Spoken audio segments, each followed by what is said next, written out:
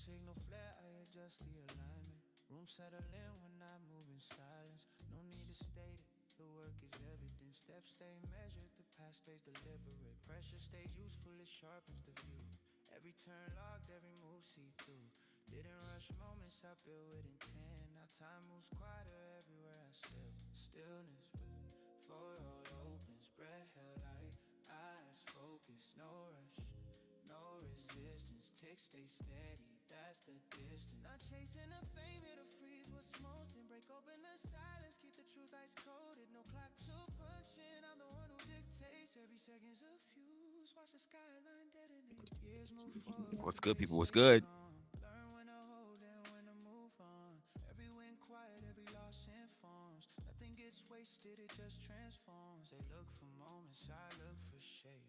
Long view thinking, room to create. No fear in the mirror, no road to outgrow. This wasn't a peak, it was room to grow. No countdowns, no finish lines, just motion. And time alive. No sudden turns, I'm steady with angles. Lines stay clean even under the tangle. I don't chase clarity, I let it ride. Built this momentum by staying alive. Every day stacks small, but it stacks all the same. Quiet decisions still wide in the frame. Nothing dramatic, no need for display. I move through the hours, let time make the way. I learned the weight of a patient step. What stays unfinished, what gets kept. Some doors close off, no sound, no scene. Just space where noise used to be. No bitterness carried, no score to settle. Only what sharpens, only what levels. The city keeps pace, but I don't compete. I move independent, stay light on my feet. Same rhythm, same direction, no detour, just progression. Same rhythm, same direction, no detour, just progression. What's good, y'all? What is good, people? What is good? Oh, wait. I'm hold up.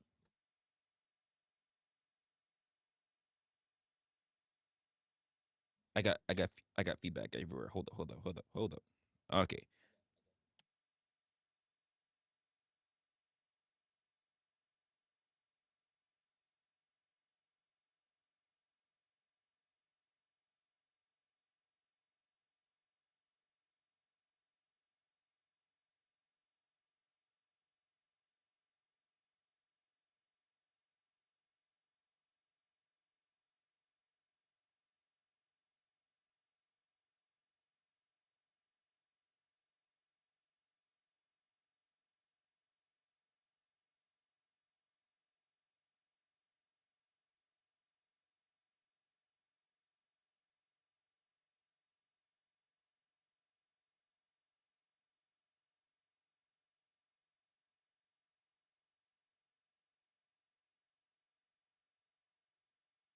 Damn it, I was muted. Muted. Sorry. Sorry about that. I just realized I noticed that. Thank you. Yes, I just realized that right now. I was getting feedback which made me do something and then I ended up being muted. Anyway, shout out to y'all actually being in here. I was working on a couple of things. I was messing with some new products that I had, trying to make sure I can enhance a little bit of the content for things going forward. As I do have a little bit of some plots in my mind, but most of all, just jumping into a lot of what's been happening. I've been doing a lot of reviewing of things happening in the streets, but of course, since I'm not really a person that likes to talk about a lot of different things, I like to talk about what's going on with us, what's going on with the average everyday person, not necessarily just why I almost said something that was gonna be really weird. I was I want to talk about things that basically goes on a regular day thing, not just following trends or whatever the case may be. With that being said, I hope that you guys are actually having a good one today. How does my audio sound? How's my audio sound? Um, hopefully nothing was pulled out because I did move my desk a few times today. I think I sound pretty good. That's why I was getting feedback from my freaking phone because it has my stream up too as well. Sounds good. Sounds great. All right. Sounds good. Sounds great. 10 out of 10. 10 out of 10. I will take it. I will take it, Jen. Appreciate you. Appreciate everybody who already stepped into the building real quick. We had Dom that was in here. Looks like we have Leopard. Leopard was in here as well. Locksmith Jeremy's in here. KM is in the building. And of course, you, Jim. And of course, if you happen to be a person that walks in here a little bit later, feel free to actually say what's up. That's if you're catchers on the replay and you're not just lurking in the background. We don't like lurkers. We like participators. But of course, get in your hey, what's ups? How's everybody doing? How's your dog? Did they eat properly today? Did they suffer from IBS? All that shit that you do before we get a little bit into it. I've been really trying to sort out the whole content thing, really, because I had a lot of stuff that was put to the side, and of course, I took some time off. So now it's a lot about me sorting out my stuff, getting it all back together again. Um, Making sure that I actually know what the hell I'm doing because I've just been away for a little too long. You'd be surprised. 2 weeks can really do a little bit something to you, especially if you haven't been consistent for like years on years and years, like a second nature. You'd be surprised what 2 years was just really do to you. And I figure I should have learned this lesson a little bit earlier because when I was gone for a week on vacations, this is something that actually hit me as well. It's weird. It's weird how that really strikes out to you. But anyway, part of the conversations that I want to have today is one, I just want to kind of just chill and just say what's up to you guys because I didn't actually I had my days messed up. I actually thought that we had a live stream yesterday. That just tells me how busy yesterday was. I didn't realize that we had a live stream on Wednesday and then we're here today on Friday. I really swore that was just yesterday. It was just yesterday in my head, but I was like, let me go check my YouTube studio, and I saw, holy shit, that was actually on Wednesday. Damn. Not that I'm a pressure for time or anything. I was like, I just felt like I was gonna be doing something the next day, and then it didn't happen because I was just so busy. So I just wanted to kind of be here with you guys. I know that you have probably some of your most uh prominent or favorite fandom or fan guy or fangirl content creators is probably live right now talking. I don't know. I don't go about looking. Um, because this is a very important thing that I try to tell a lot of people, even though they don't really get it. I don't look at other people who's live and what they're doing because they can do whatever they're gonna do, and I'm gonna do whatever I'm gonna do. And because this is not network TV and no one's made any backdoor arrangements, also, um, I'm good because I don't make honestly, I don't make any controversy content. So I'm kind of also outside of their spaces, which is why I'm like so crazy when you guys say that I'm part of particular spaces because I've always been doing my own thing for the longest. And then also, I don't know why my hoodie feels really, really heavy on me today. My hoodie feels extremely heavy on me today. I'm not sure what it is. But also, on the fact that I do content because I hoping that the kind of questions, the kind of conversations, the kind of things that spark in my mind via everyday people and everyday thoughts and everyday patterns and everyday conversations are the things that will spark a little bit of introspection on what we do in our own lives. And it's not about competition online because I don't do the kind of content that a lot of people do um, in terms of the space that people try to pigeonhole me to. So therefore, I don't see any competition in it because I don't see a lot of people doing what I'm doing. Just gonna keep it a buck. Just keeping it a buck. Logical Sparks is in the building. What's going on, Logical? Or Sparks? Or somebody thinks I think somebody said before Sparky, which was I'm not gonna have a habit of calling you Sparky. I will not give you dogs' names. I'll just call you Logical, or I might call you Sparks. That's just gonna be the end of that.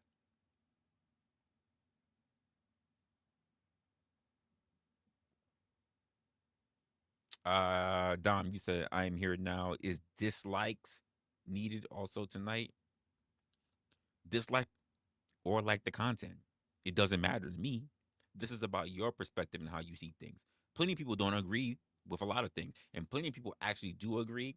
But just for the sake of conversation, just for the sake of being in this debate sphere kind of mentality, a lot of people will just become the contrarian, even if it has nothing to do with their own personal beliefs.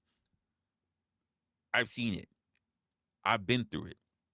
Hell, I've been told to play the devil's advocate. I've been told to be the contrarian, even when I had to turn around and deal with things that had nothing to do with my actual point of view. And this is why I also talk about with you guys when people say things like, "Oh, well, wrestler, um, you said this in 2022," and I'm just like, 2022 sounds great, but fuck whatever you thought in 2022. I'm I'm just gonna keep it a buck. Like I don't care about what you're talking about. The idea that a lot of people will even think that, oh, well, you said that before, and so so what if I said it? So what if I said it before? Hmm? So so what if I said it beforehand? Hold up, I'm getting a weird feedback. Hold up. What's going on here?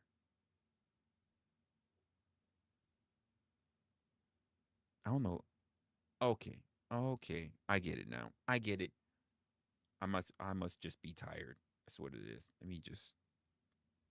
Let me lower that. All right.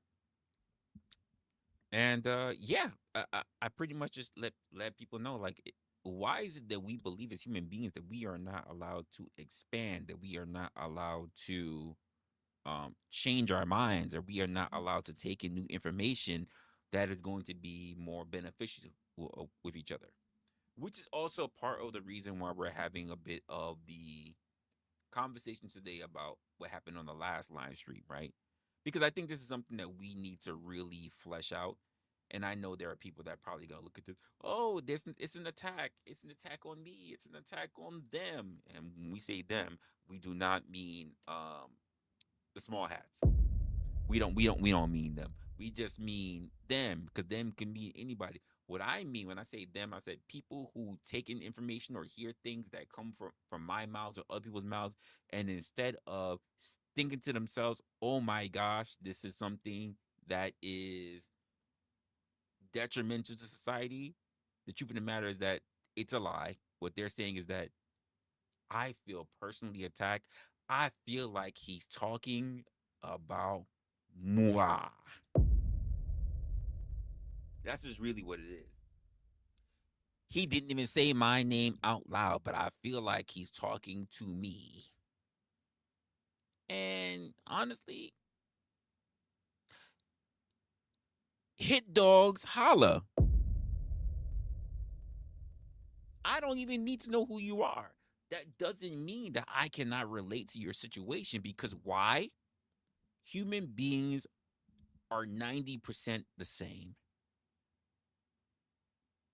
We're talking about human behavior, folks. Human mother freaking behavior. Which means that you are not special unless you want to identify as something that is not human. If you don't want to identify as human, that that's that's all on you. That has nothing to do with anybody else. Like I'm trying to work on a few things, people. Sorry, in the background, and I'm realizing I'm like there are things that are working and things not working, and I'm trying to figure out why. Uh Here we go. Let's make sure that works. This works. I don't know. I got a lot of weird things I got to try to get back in tune with in terms of doing this thing called content, right? All right. Anyway, I don't understand why people are so interested in being the here's the thing. I think a lot of people look at being online and being on spaces, being let me just say this, being on discussion spaces. I don't know why people a lot of people think about being on spaces as if it is like pro wrestling. You have the heroes and you have the heels. And the truth of the matter is that it's way more than that, even in wrestling, because you have the heroes, you have the heels, and you have those that have never been discovered. You have those that are the undesirables. It's gonna be honest with you. They are the undesirables. And you gotta be okay with that. Maybe, perhaps, possibly, nobody really wants to fucking hear from you. Nobody really cares about you. Nobody cares about any of that bullshit that you're trying to talk about. Maybe, perhaps, perhaps you're not as keen, you're not as smart as you think you are. How about that? Maybe you're not as good and you're not as smart as you think you are. This lady said, I'm just saying. There's a lot of people that want to throw their hats into the rings of a lot of different places, that want to believe that they are out there doing their work in the name of God. That's even say that they're doing God's work. But you're not doing a motherfucking thing. You're just out here spitting out your own limited views, limited perception of reality. And it really bothers you when someone else says something that's against you. Here's my thing. If you can't sit down and shut the fuck up without getting your asshole clenched for fucking 3 seconds about something that you disagree with and not even understand the full context or anything, you're fucked. I was watching this interview recently. You're fully fucked. You're not a little bit fucked. You are fully fucked. Fully. Because it automatically says that you are more interested in your own personal life of being triggered, of hearing to respond, than actually trying to understand the situation. And I think this is something that happened in our last stream as well. Now, for those who were here, some of you were, some of you were not. Right? Some of you were here, some of you were not. And I'm not going to highlight anyone specific. So we can just talk about the conversation. You know who you know if you were here. You don't need to feel the need to say, I know who you're talking about. It was this person. There's no need to point fingers. This is not elementary school. Ooh. This is not, we are grown adults. We're talking about adult shit. There's no need for us to act, to behave like kids. You don't need to. If I say there's a specific person or whatever, it is not incumbent on you. You don't need to feel like, I gotta see who it is. I gotta get it out. I gotta get it out. You don't need to get it out. We know who we're talking about. If you were here, if you know, you know. If you don't, you don't. Ride with the conversation. We're talking about understanding. We're talking about human behavior. We're not talking about people. And this is a part of the problem. That's part of the human condition. The internet has turned you, reversed your mind back into becoming children, and to stop behaving like adults. And damn it, if you're going to be here on my platform, if you're going to be here on my channel, taking a look at some of the things that we're talking about, then we're going to have to act like adults. Adults in the room. This is an 18 plus channel. 18 plus. Not 17, not 16, not 15, not 14, not 12, not 10, not single digits. We are adults here. Adults. We need to act like it. And since I don't want to believe, since I'm trying not to believe that the majority of you are freaking idiots, let's behave like that. Let's behave like we actually have our brains fully fucking developed. How about that? Because I'm going to say this.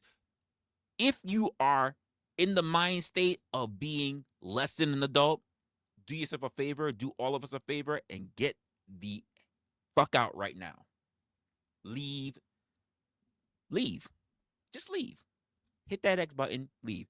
I'm pretty sure there's a nice little dancing short for you. There's a dancing short just waiting for you. I'm pretty sure there's someone opening a gift box and seeing a puppy and you seeing kids cry and shit like that you can go watch and entertain yourself with. Here we're dealing with adult conversations, which means that you need to have a particular open-mindedness to hear something that either you didn't hear before, maybe you heard before, maybe you're hearing it in a different context that will spark introspection, thought. That's what I do here. I do thought-provoking conversations. I don't do debate. I don't do drama. I don't do grifting. I don't do griminess. I don't do doxing. I don't do religion. I don't do politics. I do people. Predominantly women.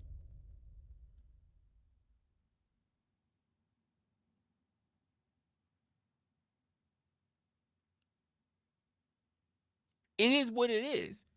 If you don't have the mind frame for it, you can go fuck off. So let's get a little bit into it. We were having a conversation last time and we were talking about shame. Wait, what? Yeah, folks. We were talking a little bit about shame. And even in the point of everything I was talking about, we never mentioned anything about pointing fingers at who should be ashamed and you should be ashamed and you get shamed. You get shamed and you get shamed. Everybody gets shamed. That's not what happened during that stream. What happened during the stream is that we were having a conversation about shame. What are the different types of shame that people could be going through? The different scenarios in which people commonly talk about being shameful of. There was no particular person in mind. There were no fingers being pointed in all different directions about who the fuck should be shameful.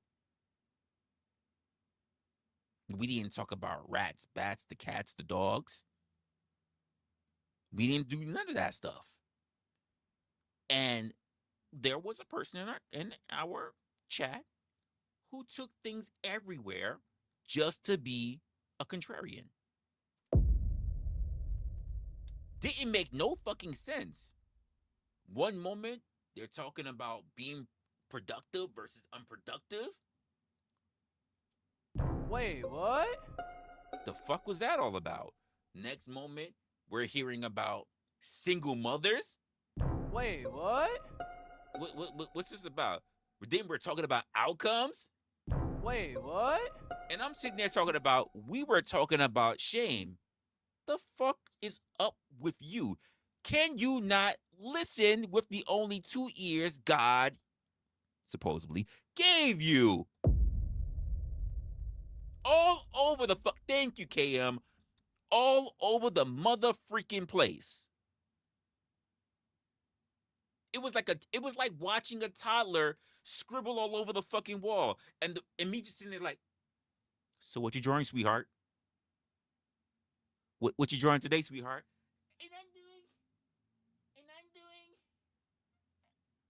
And I'm doing. I see you're doing. I see. Well, but what are you doing? Is it a dragon? Is it a chicken? Is it a horse? What are you doing? I'm doing. That's what it felt like. That's what it felt like.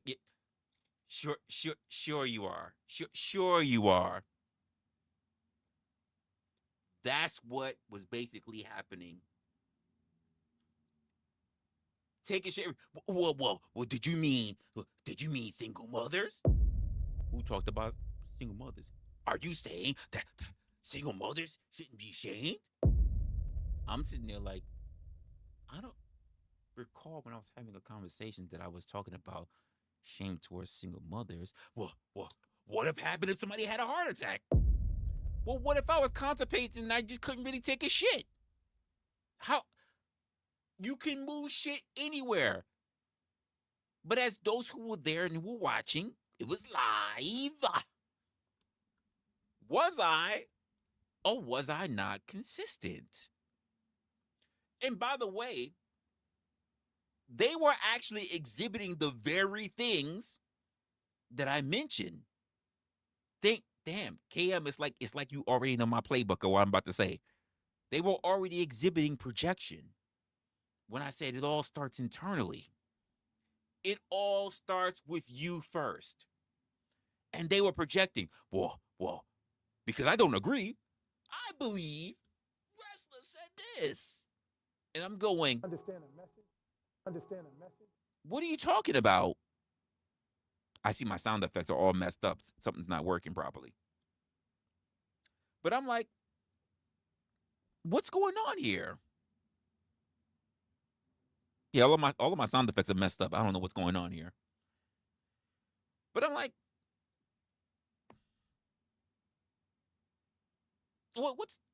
where did that come from? So let's go a little bit down the road. Let's go woosah, everybody, for a moment. I know some of you ladies are holding on to that phone in one hand and you're doing something with your other hand. But I'm gonna ask you to do me a favor. Do me a favor for a quick moment, ladies. Put your phone in a face down position where you can see what's going on. And I need you to put two hands in the air and stretch. Not waving like you don't care. Just stretch. Do a good big stretch. Two hands. It can be forward. It can be backwards. It can be whatever. Just just do a good stretch because we're gonna talk about a few things about outcomes. Outcomes. And why outcomes don't wait. So sit a little bit in. We're gonna, depending on how I'm feeling, we'll see where this goes. But I don't know what I'm about to say, and neither do you, except for KM. KM seems to be reading my mind. Get out of my mind, KM. It's almost like you're in my bed. Don't do that. I don't like to share girls. All right? Stay out of my mind. Anyway, how do I want to open the frame of this? How about we just lock the premise down a little bit early? Tonight, we're going to talk about outcomes, right? And when it comes to outcomes, all outcomes are real. All of them are. They happen whether you like them or not. I'm just going to be honest with you. Let me move my chat over here so I can see this. Outcomes will happen whether you like them or whether you do not. There's no getting around them. That's annoying me. Here we go. The argument is not that do outcomes matter? They do. They absolutely do. The argument is how people use words like productive or good outcomes to make themselves sound as if they are right. Here's my base point. And it's just my point. You guys don't have to ride with it. You guys are free thinking individuals. Here's my point. If you don't choose, you still get an outcome. It should be that easy to understand. So I'm not doing a moral debate tonight, folks. Because even the person who was going everywhere all over the place, I'm like, I don't know who you're trying to convince. What is all this shit for? I'm talking about how decisions work in real life.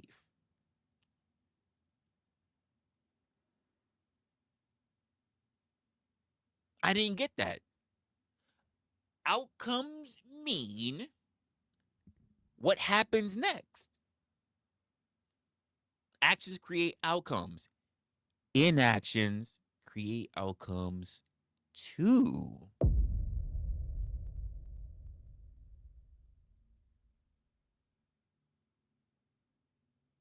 People talk like inactions aren't fucking neutral. And they're not. Like, nothing happened because I didn't make a move. That's not how life works. If you don't decide to make timely decisions, other people will. Life will. No, let me do that again. Other people will. Life will. Situations will. Because you decided that you didn't want to take control of your shit. So yes, You can avoid making a choice, but you cannot avoid a result from taking place. Whether it's a good or bad result, a good or bad outcome is relative to your perspective and your perspective alone.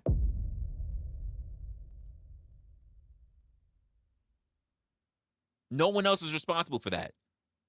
A good thing could happen to you, but if you don't want to acknowledge it because you wanted a different outcome, guess what? Is that outcome still good?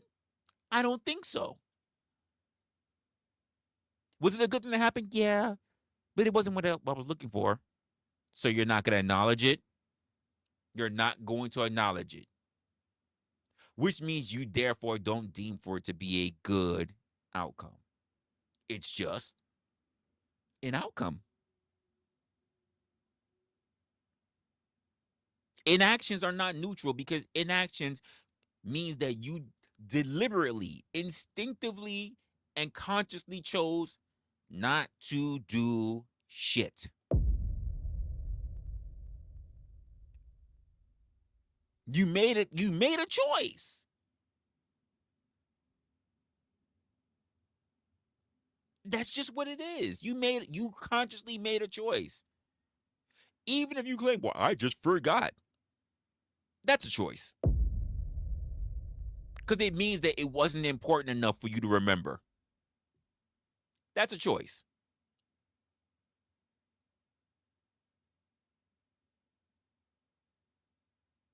I think I was making like examples. 'Cause I think I was doing it in terms of an audit. Yeah. So I had some examples, and I think I was talking about. I think I was talking about money. So let's cover money. Um, in my mind, I'm gonna say like if you don't, cause here's the matter. If you don't check your bank account, right?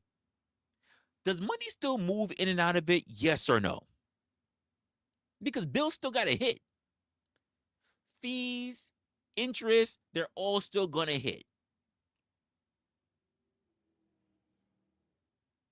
The outcomes is going to find out is you just finding out shit later. Let's talk about your health for a moment, right? Got health. I'm looking at some of the notes that I have from that one. Health. And I can't remember everything I said. I know it was just a day or so ago. I swear it was just yesterday, but it was a day or so ago. If you avoid the doctor, the body still does what it does. The outcome is that you have to deal with it later, or you can deal with it when it gets worse. But that was a decision because you probably had a doctor's appointment that you decided not to go to and said, I don't feel that bad. Not knowing what diagnosis you were going to get, not knowing if you had hypertension or blood pressure or you were in risk of having a heart attack or you had cancer or whatever. You don't know what you don't know. It's just that simple. It really is. Let's go into relationships, right? If you don't address a problem, the relationship still changes. Why are we acting like this is not a thing? Why? The outcomes is you dealing with it later or you dealing with it when it becomes worse. If you do not make changes, the relationship will grow distant, resentment will grow, people will just assume shit. Guess what? That's an outcome.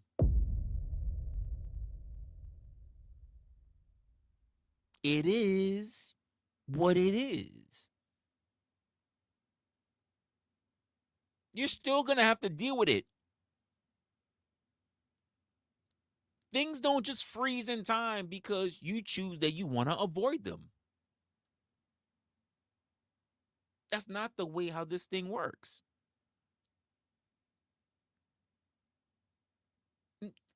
And I guess I'll ask you guys a question the same way, whether you're catching this now live or you'll catch it on the replay. Let me ask you guys something. What's a real outcome? A real outcome that you got from putting something off. Something that you decided you did not want to make a decision about. What was the outcome of that? I'm pretty sure a decision was still made. Pretty sure. But again, it's your question. What is a real outcome that you put off? Sorry, what is a real outcome you got from putting something off?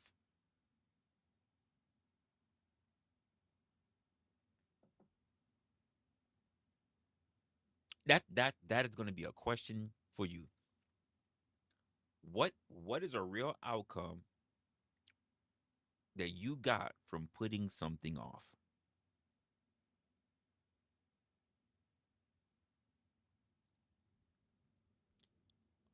Only you can answer because only you know some of the things that's going on in your life. Let me talk a little bit about, because this was something that came up quite a bit. Outside of outcomes, the whole thing is based around outcomes, but there were particular things that got brought up. And one was this idea of being productive or being unproductive. And to me, this is what I'm just going to call a productivity trap. As someone who likes to watch content of productivity, I also understand from a lot of those different content creators, you know what they also say? It's also a handicap. It's also a detriment, and it's also detrimental and burning. You can get to a burnout point. People use the label productive like it means you're being correct.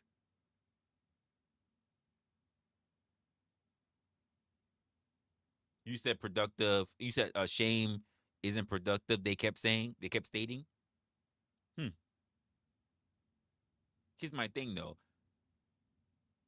They weren't even making sense of the thing they were saying because they were tying themselves to hook words and not actually just being a human being.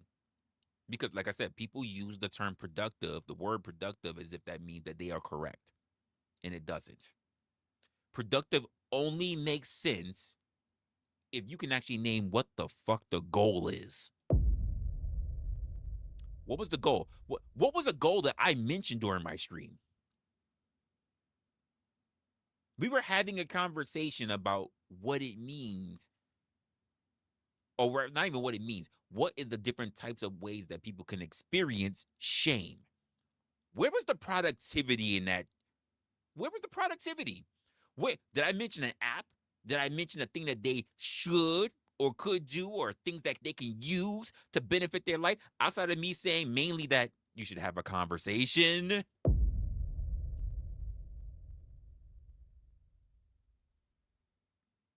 The easiest thing that you can do is the last resort that people will actually do.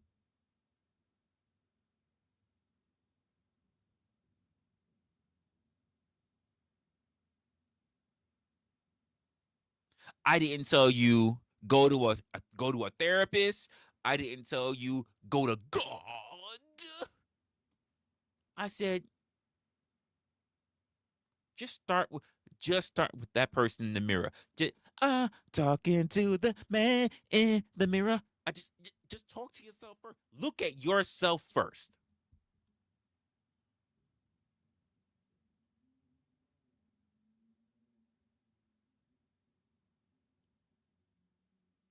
How difficult was that? And it was like trying to pull out a rhinoceros tooth. I don't even know. Do rhinoceros have teeth? I don't even know. I don't really study rhinos. Doesn't matter anyway.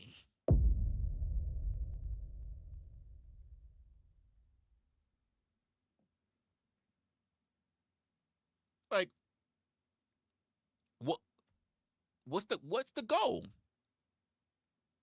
Productive for what goal?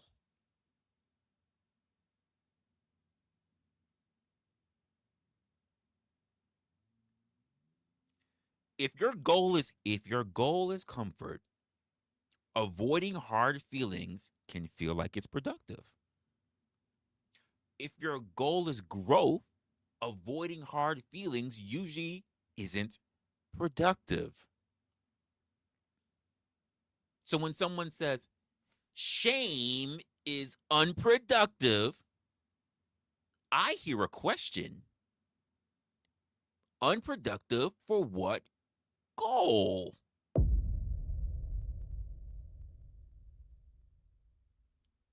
Lou, what's going on? Because sometimes what they really mean, I'm thinking is this. I don't want to feel bad. And that's not evil. That's not a bad thing. It's not even a serious argument by itself. So why go forth and try to pin thoughts, open thoughts, self-reflective thoughts to tangible things, to tangible examples that were never made?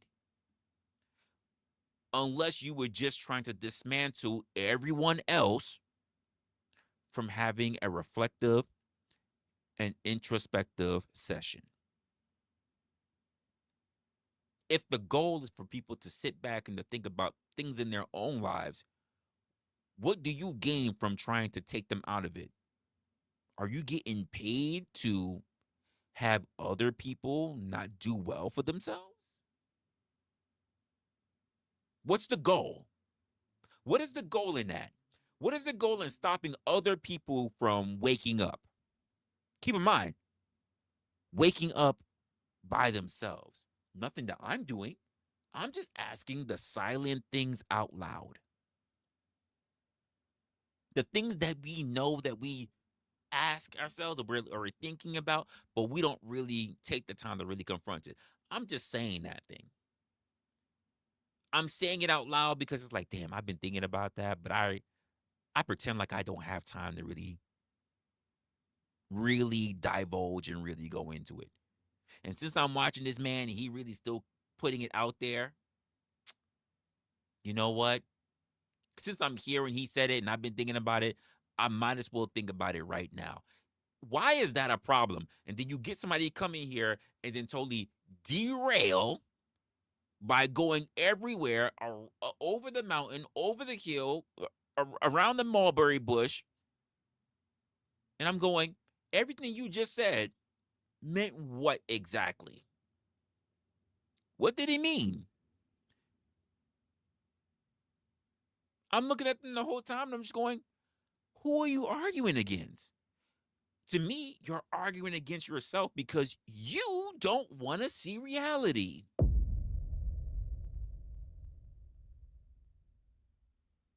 You don't want to look at yourself. And keep in mind, this also happens with people who already believe that they know the answer, which is why I said what I said earlier, folks. The priest that believes he or she has done enough rituals, right? Will all of a sudden believe that they know God. And now they think they know the fucking world, and they don't. A politician who won an election, all of a sudden now that they think that they have a freaking comprehension of all the law. And they're wrong. Your little subset of reality does not speak for the entirety of reality. You being a really good architect does not mean that you understand relationships. You being a trucker does not mean you understand how a rocket is constructed. You being a relationship coach does not mean you understand financial literacy. You are a master of one, not an intermediate of all. The world is not black and white. The world is gray. And the sooner you come to acknowledge that, the sooner you come to actually just accept it. That's just the way it is. That's just the way it is. You'll find yourself a little bit more happier. Or maybe not happier, but now you'll be able to really start going down the path of maybe really understanding not just yourself, but also what the normal human condition is. I don't have the answers. I'm not here to provide answers.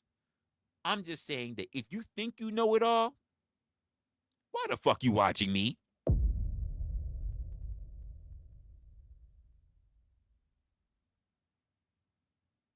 Cause you should be doing you should do what Resto says. He's fan fucking tastic. Why are you watching me? You too busy. You too busy living it up. How you find my black ass? How you stumble upon me? If you got it all. How? How, Sway? How? It's not possible.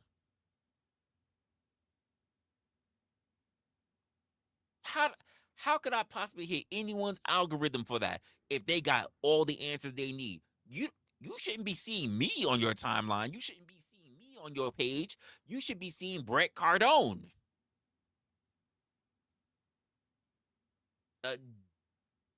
Dame Dash. Not Resla. You shouldn't be seeing me. You should be hearing what I'm saying. You should be watching Andrew Tate and his Bugatti. How the fuck you watching me? I'm less than 1,000 subs. And you want to argue with me about something that everybody should already understand? That you should look at yourself before looking at the rest of the world? That you should have your shit settled first before you ever talk to anyone else about their shit?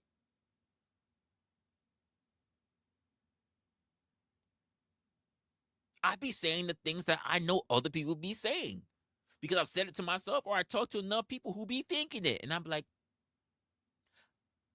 hold off. Before I say anything, let me think about it for a while. I give food for thought, not food for thoughts.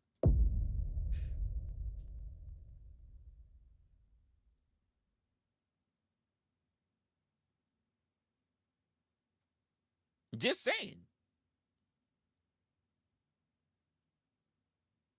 Then there's the whole big the whole big thing about, when it comes to outcomes, what about the good versus the bad? Listen. Now, there are good outcomes and there are bad outcomes. There are both.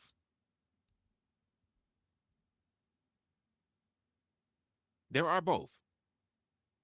Some outcomes are clearly harmful. Let's just put that out there. I'm not going to argue that. I'm talking about the gray zone. The gray zone where people use good outcomes as a badge. A lot of the time, good outcomes mean this, folks. It means it's the outcome I prefer. It is the outcome that makes me look good, makes me look right. It is the outcome that protects my identity. So I'm cautious. I'm very cautious when someone talks like their view is the whole truth. Most of us can't see, and I said this before. I'm remembering I said this before. Most of us can't see the picture when we're living in it. You cannot see the picture when you're in the frame.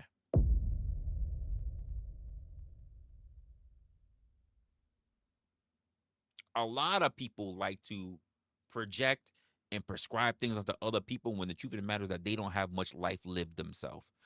This is the same reason why I say I will never listen to a life coach, especially a life coach sitting in there.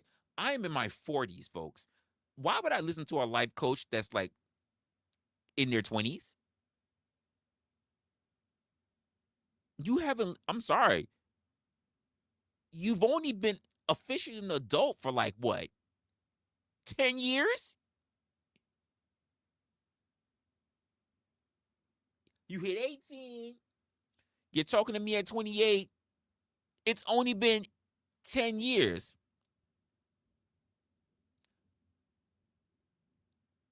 You gonna talk to me about life?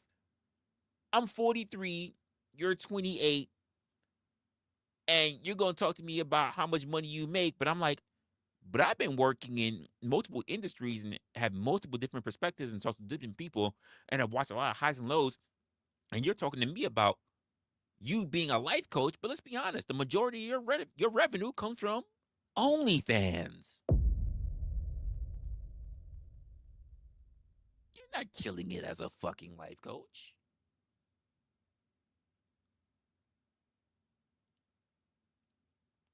Can you chill? I'm not gonna disrespect your age, because I say this to young people who I have to coach. It is not your fault. You were born later. The same way how it was not my fault for being born earlier than you. And I say this to older people. It is not my fault that you were born later and I was born earlier than you. We all have to take whatever came to us and make the most of it. Because here's the truth of the matter. It doesn't matter when in the timeline you actually came up in. Kind of does, but not really. And let me tell you why. Because I meet people who are in their 50s that behave like they're in their early 20s. No fucking mindset, no good education, still believes in the club, still want to thought it up, still want to try to get to a club and think that they're going to talk to somebody in their early 20s. Like, what are you doing? And that goes the same for men as well.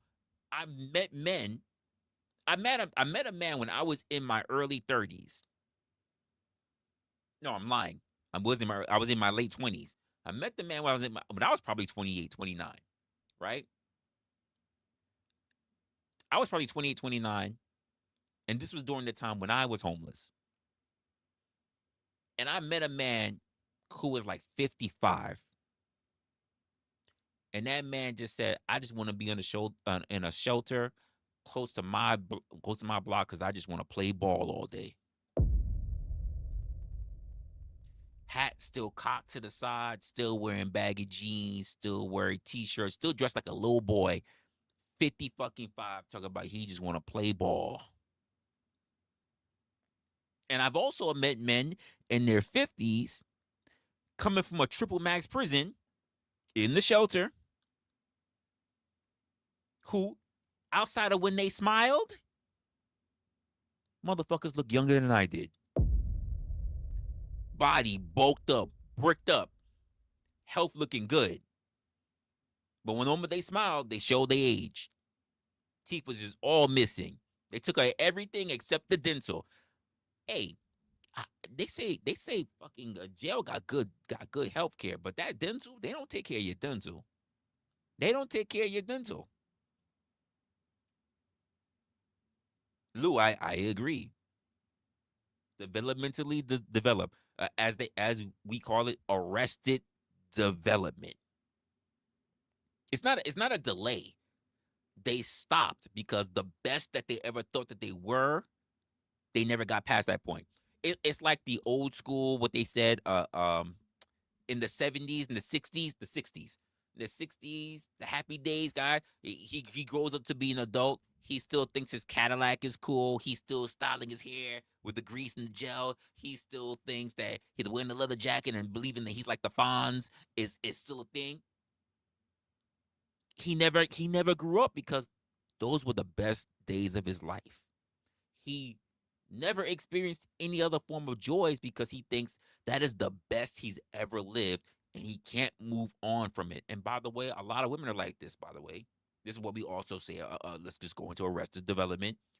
There are a lot of women that I think, for me, based on people I've met, this is my personal opinion. The women that I've met who do really well, who have a great mind, who are people that I've really been able to really vibe with, whatever, they've gone through some shit because they weren't always the prettiest girl. I guess how they call it, the ugly duckling syndrome. Like they started out being the ugly duckling, and then and they when they got older, they became the swan. So now they look good now, but now they're humbled because of all the previous experience that they had of being rejected or not being picked or whatever. And now they're older as a more beautiful woman, but they've done so much stuff to get themselves together. And they are great to talk to. Now, not all, because now say, oh, I'm the swan now. I'm the shit. And then they fall into deadly traps because they didn't live out those earlier lessons. It, People are very different. People are very, very different. And this is why I talk so much about living in the gray. You don't, you don't, you don't really know who you're gonna come across, but also people don't really know who they're gonna become. And this is why I've said to many people who at least watch my channel, I said, listen, you should think about who you're going to be in the next 10 years. And by the way, this is never gonna stop. This is never going to stop. This is a process that you'll never stop doing. Think about who you're gonna be the next 10 years. And then think about, what do you need to become? What are all those traits that you love that best about that your future self that you want to incorporate today to try to get yourself to that point 10 years later? The saying that I say is this: who you are to be, you are now becoming. Let me say that again for you. Who you are to be, you are now becoming. And the funny part about it is that more than likely, more than likely, 10 years will come by and two things will happen. Probably three, but two things will most likely happen. 10 years will go by and you'll reflect on that moment that you had 10 years before, and you'll ask yourself two things. Did I become the woman or the man that I envisioned myself being? And you will either say, yes, I did, and you'll be very happy and content to where you are. And you might make some very bad decisions after that. That might be one. The second one might be you'll say, no, I haven't. Or, yes, I have, but now I'm thinking about how I am 10 years now from here. And I want to be that person. And that might be something to really aspire to. My thing has always been this about being online. And I'm going to steal this because this came from Matthew McConaughey in a book I was reading from his. If all I ever wanted to do was sit down and talk to you, would you listen? Nothing great, nothing big about it. But is that not what I do today? I'm not saying it's anything to aspire to. It's just a question I had to ask because I had to hear somebody else say it first. So if you do want to listen to me, I have to make it worth you listening to. The name of the book, Lou, is Green Lights. It's a book from Matthew McConaughey. It's called Green Lights. Simple and straightforward to the point. If you want to get the audiobook, because I got the book and the audiobook, the audiobook is just as good because it's done by Matthew McConaughey. So you actually hear his voice as he tells his story. It's called Green Lights. A great book. I just finished it like a day before yesterday. Actually, the same day I did my last stream.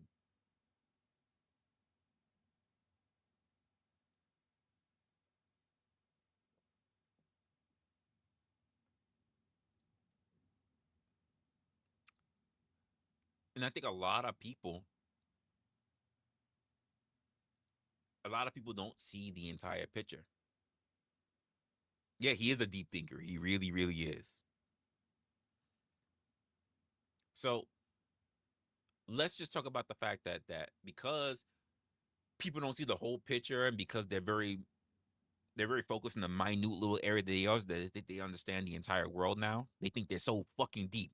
Because I said this before about people.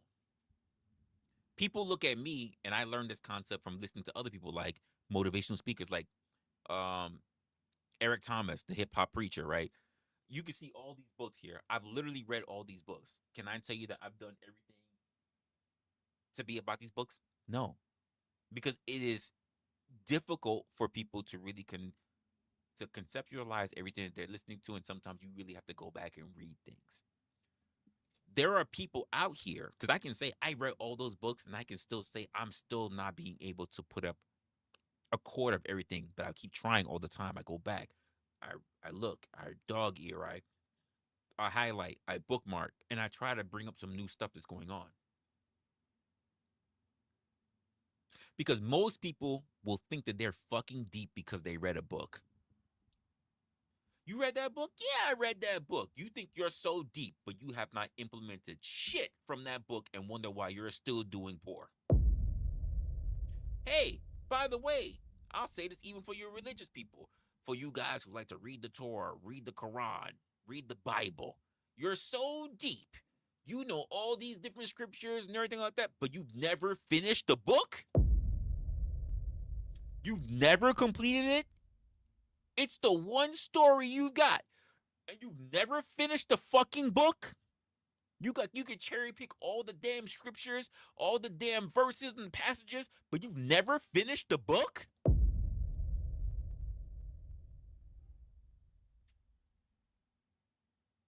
But you so damn deep.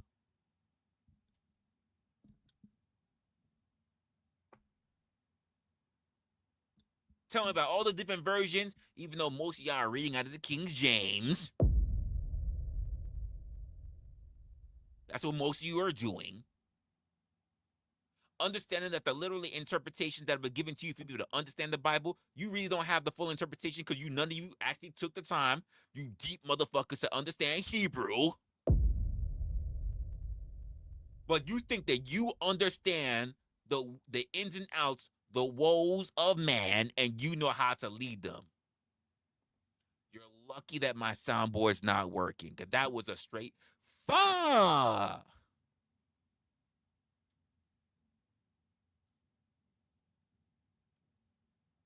Yeah, I need to stop. So moral, so grounded. This is where people turn conversations into the courtroom. This is where it happens, folks.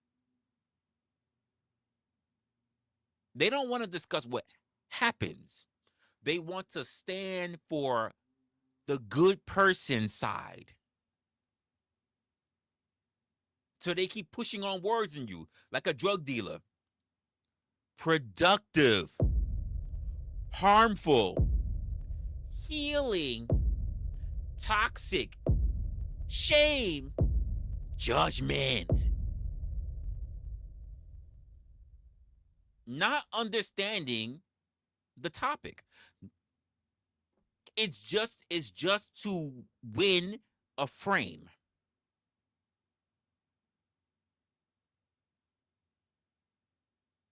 It's just to win a frame. Yo, shout out to you. Thank you, Lou. Hopefully you like what's going on. Welcome to the team.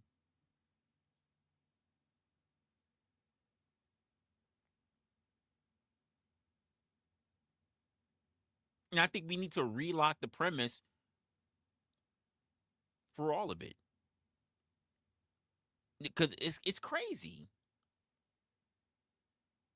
How many people will go everywhere and yet go nowhere at the same time and then say, I'm making a difference?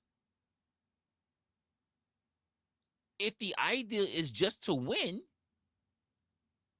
what are you winning, or who are you winning over?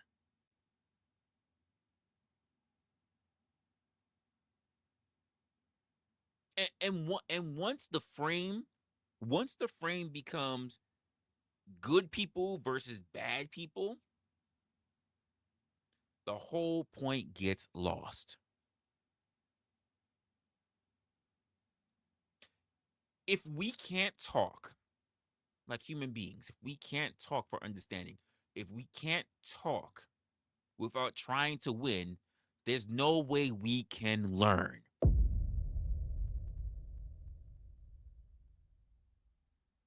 It's not possible.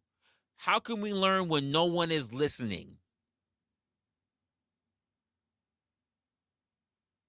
There's a book on my shelf. It's done by FBI interrogator. He's called something Navarro, whatever. I forgot his name. But literally the name of the book is called What Everybody's Thinking. And the reason why why he became a FBI, like a profiler and everything, is because literally he came in as an immigrant, did not know English, and his best way to be able to understand what people wanted is that he had to read body language because he didn't know the language yet. And rising all the way up to the point where he was able to learn English, but those kind of skills put him to the point where he was able to become a profiler.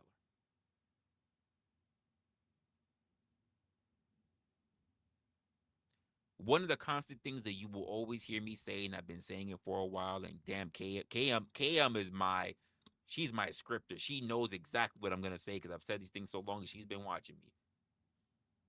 We don't know what we don't know. But so many people act like they got the fucking answer. And I notice that a lot of those people actually believe that they have the answer. And then when you ask them 3 levels deep question, they get stuck. Because most people are built on narratives and talking points. There's no real introspection on what they heard. They heard somebody say something one day and they repeated it, and maybe some other person said, "You know what? That sounds great. So and so, you're so smart." And they go, "See, they like me. They really like me. They said that I'm smart. I'm just gonna keep saying that thing so I can get more people to say that I'm smart." And then you run across a low-level YouTuber like me who says, "Oh yeah? Well, where did that come from? Who did you get it from? What scripture that came from? Can you cite me a source? Do you have any real-life experience? What profession are you in? Your girlfriend told you that? When? Can we corroborate that? You got a Hulu or something? You got a fucking Yelp review? No?" And they look fucking insane. Because when they ask me that, you know what I say? Yes, it's here. It's there. I got it from here. I had a conversation with this person. And most of all, if you don't believe me, it's all on my YouTube. It's documented. How about you?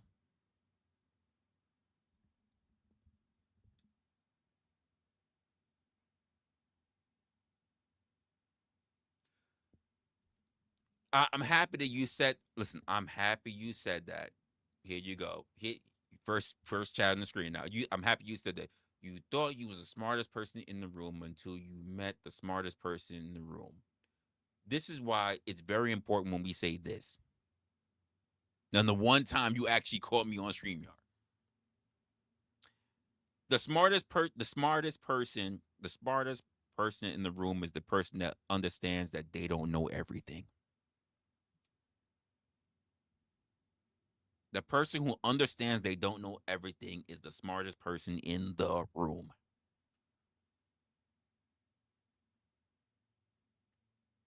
You're going to run across a lot of people, especially in these panel spaces, that think that they know everything. Don't even know how the grass grows that they fucking cut, but will tell you that they know everything.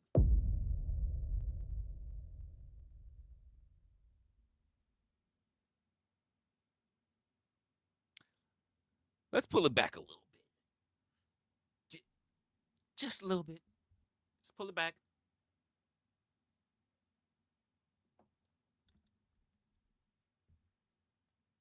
because I know I can already feel it. I'm feeling attacked.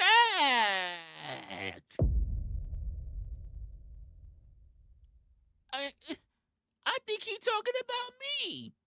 He didn't say it, but I know he saw my live stream. I didn't. I know he saw me when I was talking about somebody else. I didn't. I know he saw me when I was in my covers at 3 a.m. stroking off. I didn't. We're talking about human behavior. Human behavior. That's all. You're not that deep enough to try to figure you out. I just got to look at the law of averages. That's what a real thinker and a real researcher does.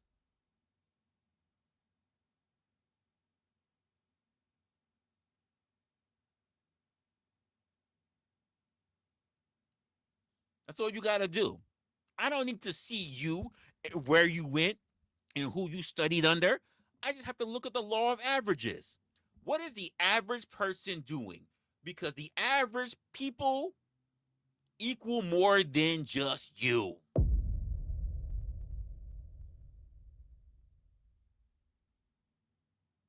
And as I said earlier today, you are 99% of everybody else. I know we like to believe that we're all special, that we're all great, that you are beautiful no matter what they say.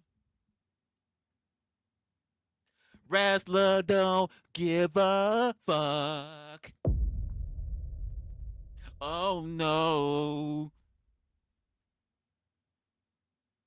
You are fucked with me no matter what you say. Cause wrestler don't give a fuck. I don't give a fuck today.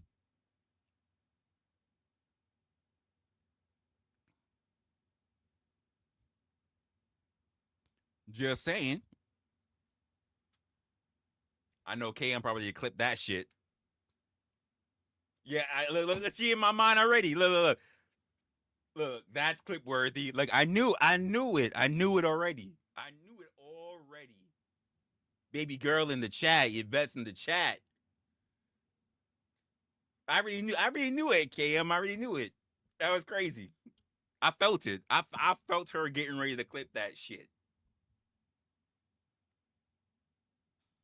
Like, people be doing too much. So let's pin it back a little bit. Outcomes are real, people. Outcomes are absolutely real. Productive is really, to me, it depends on what the actual goal is. And people often use these labels to really just to protect their own image. That's what I'm thinking. That's pretty much what I'm going to summarize up as this episode. Now, I'm going to do something.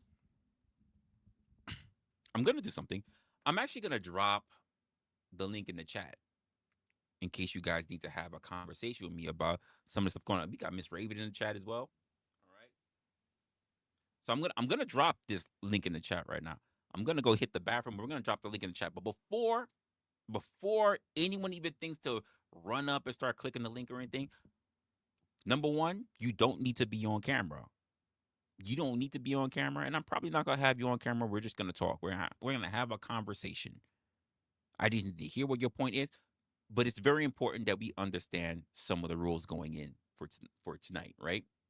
All right. Before we do all that, here's gonna be this. Here's the main part of the question that we need to understand, folks. Do you agree that inaction is a choice? Yes or no? And why? That's the first thing. All right. I need you to tell me the point that you're responding to right off the bat. I don't need a whole soliloquy. I don't need your background story. Try to give it to me in 10 seconds or less. All right. Do not make me repeat myself. Don't do a whole bunch of shit. Don't try to sidestep or whatever else case may be. All right. And we'll do that. With that being said, give me a smidget as I I hit the gentleman's room because you know what? The gentlemen's do what the gentlemen's do. Just give me a small moment and I'll be right back with y'all.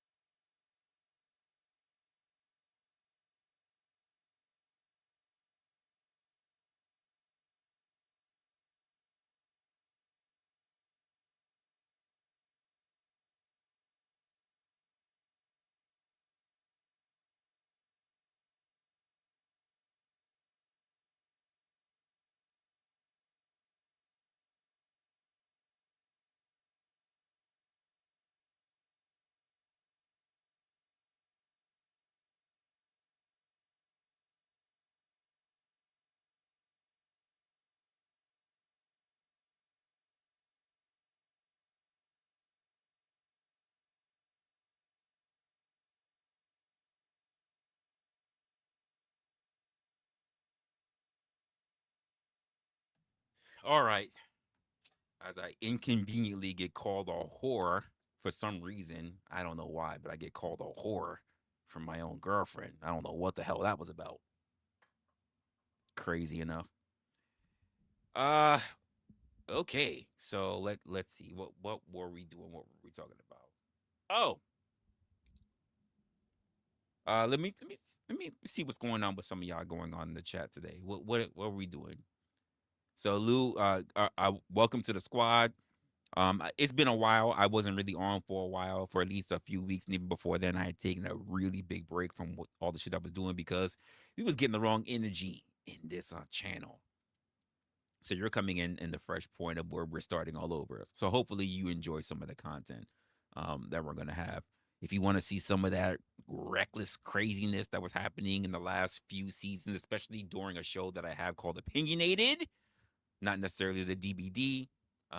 You're gonna have to end up joining to become a member to see some of those episodes. To be honest with you, but it's not expensive at all. I think the first tier is like $2.99 or something like that. So if you want to catch up on a lot of stuff, or if you want to see the beginning of how it all got started and how we got to this point, it's all available. So whenever you feel like it's there. If not, sit back as to what we're doing, and then you'll always come up to where we are today. That's pretty much. Um, the future is looking bright, and we just started in 2026, so we'll see what happens from there. Outside of that, Miss Raven's in the building. What's going on, Miss Raven? And then of course we got Baby Girl in the building as well. Locksmith, you came back as well. Let's see. Say you was waiting for KM to clip. Damn, that's crazy. I knew she was going to. I can't help it. I'm gonna break out into a solo at some point. At some point, we need to find someone who's going to do a duet with me. As much as KM has been reading my mind today, it might have to be her. We might have to break out into a duet,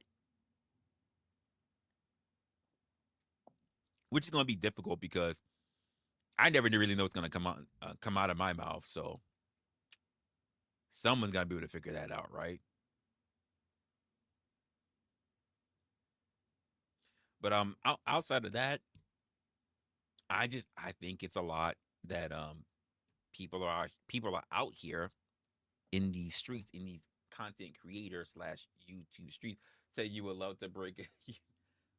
You love when I break onto a song. I never really know when I'm gonna do it.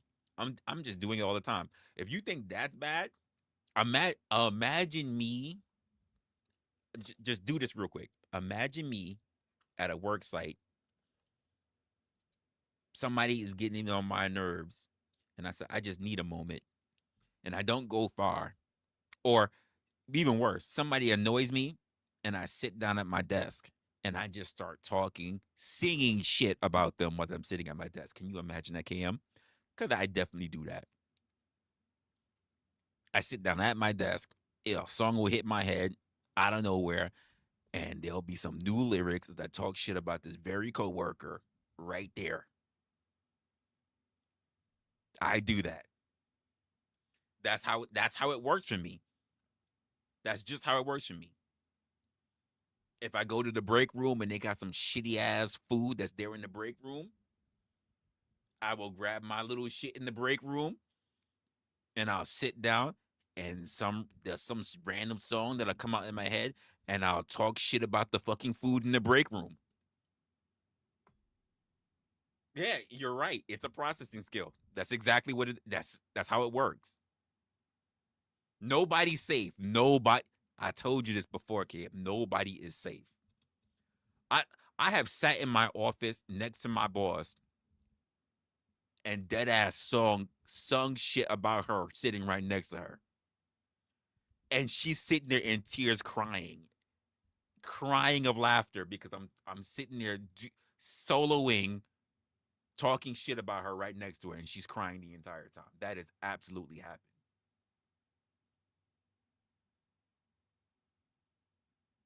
You do that all the time? Yeah, listen, I do it too. I do it too. Hey, can I get this time off or whatever? Wrestler, you can't get this time off. I can't. Even though I put that in a month in advance, and you telling me I can't get that time off? No, I just really need you that week. Oh, you just need me there. Okay, cool, cool, cool. Cool. That's no problem. And some song will pop in my head and I'll wind up. And then they'll sit there and like, boy, I can't stand you.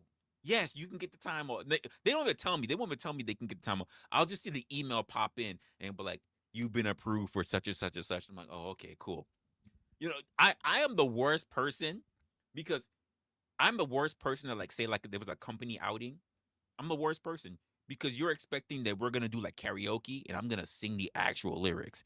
If I don't like half of you motherfuckers, half of you, I'm singing my own lyrics for karaoke night. That's what happens. That just might happen. And for some reason, no one's ever come to me and said, you know what? We just need to get rid of you for inappropriate actions. It just doesn't happen. It doesn't happen.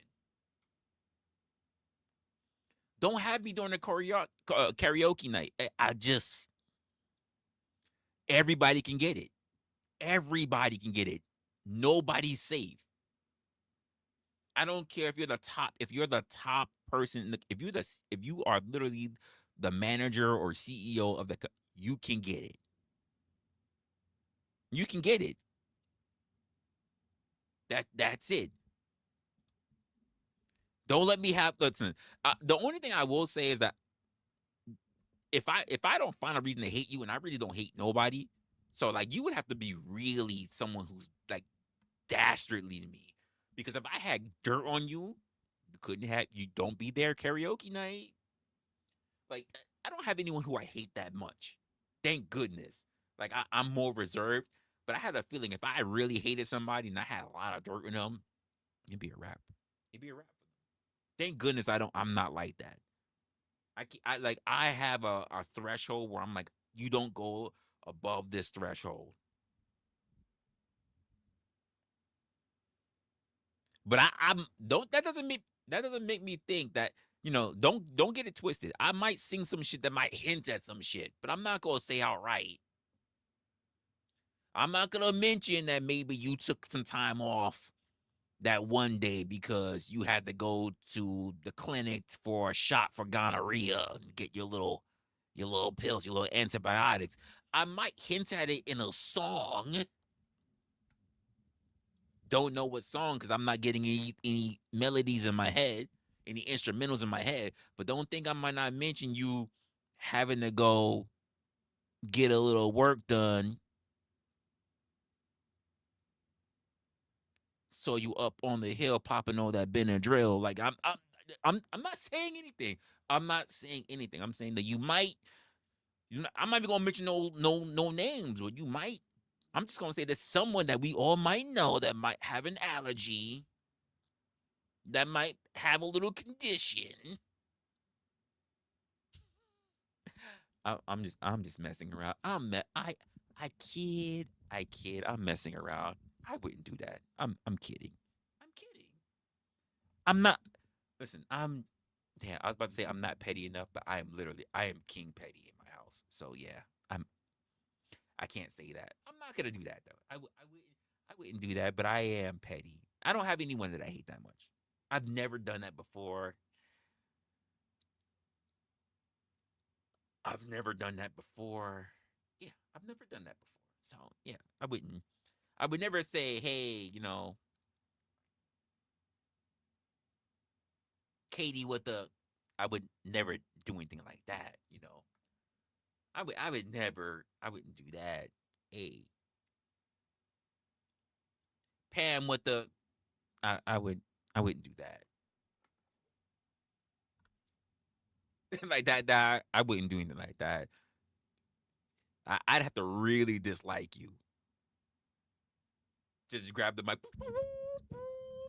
Hey yo, everybody, yo, play that thing, and they just hit the song. I just want the instrumental only, and I just rip it.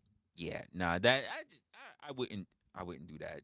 I would just you'd have to really get me mad, like you'd have to like really fuck me over a position or to just make my life hell in the company, and no one's really done that. And I have to really be taking down some drinks. I just be like,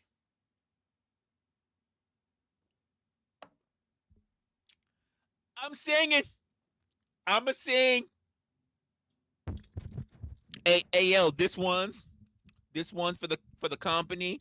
This one's hey yo, hey yo, fuck you, Jen. Fuck you, Jennifer. Fuck you, Tracy from accounting. Fuck. I'm just playing, y'all, but we just gonna do this. We gonna, hey yo, play that song. Play that song. And as it really go in, like I wouldn't do that. I would never happen. First of all, because most of the time, not even most of the time, the majority of the time, I'm on alert mode. That's actually it's never happened. I've always been on alert mode. I have never been at company meetings or company functions where I can let loose like that. Not that. By the way, I would never let loose like that because here's the truth of the matter. I have been to company functions and even like holiday parties, and I'm off the clock. I'm at a holiday party. I'm not on the clock. And when shit goes crazy, when coworkers act wild, when managers act crazy, it's like girls gone wild. It's coworkers gone wild. And they look at me like, so wrestler, you gonna take care of that? And I'm like, take care of what? I'm sitting here with my drink. I, I'm drinking top shelf for free. Hey yo, Deborah, I'm drinking top shelf for free. You want me to take care of that bullshit? Well, Samantha and Trevor are having a fight. I've been doing Samantha and Trevor were fucking for like 12 months. They were fucking for the entire year. Now you mad because his wife showed up because she just found out and you want me to take care of that? Did I not tell you? This is McCullen. And you want me to break up that shit when I'm drinking a McCullen? I have a rule. Even at a fucking business function, if I put down my drink, I don't drink it no more. Because you know why? There are probably plenty of my coworkers that want to roofie me. They want some of the wrestler. So I can't do it. So I'm holding it. Hey. Trevor, can you? Dude, we know. Stop. Just, can you stop? I can't even do a hold. Can you hold the drink? I can't. I'm not trusting nobody. Nobody with this. I'm like, hey, Trev, stop. Trev, stop. Stop. Deb, I'm trying my best. Deborah, I'm trying my best.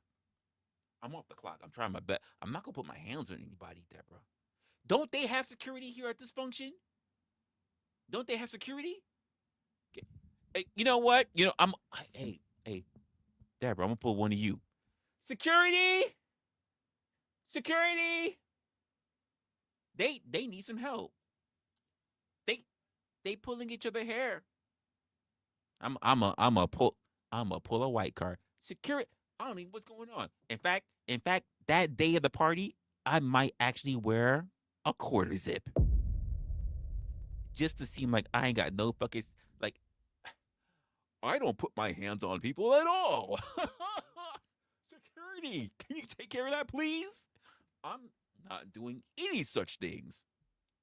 I am a dignified human being. Ha ha!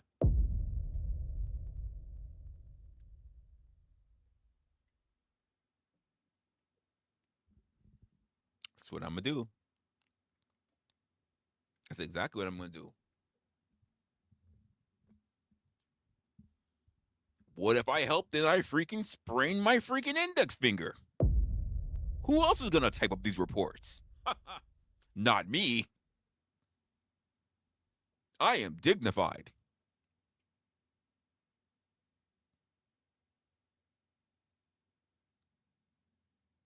We got the raging tomato in the building.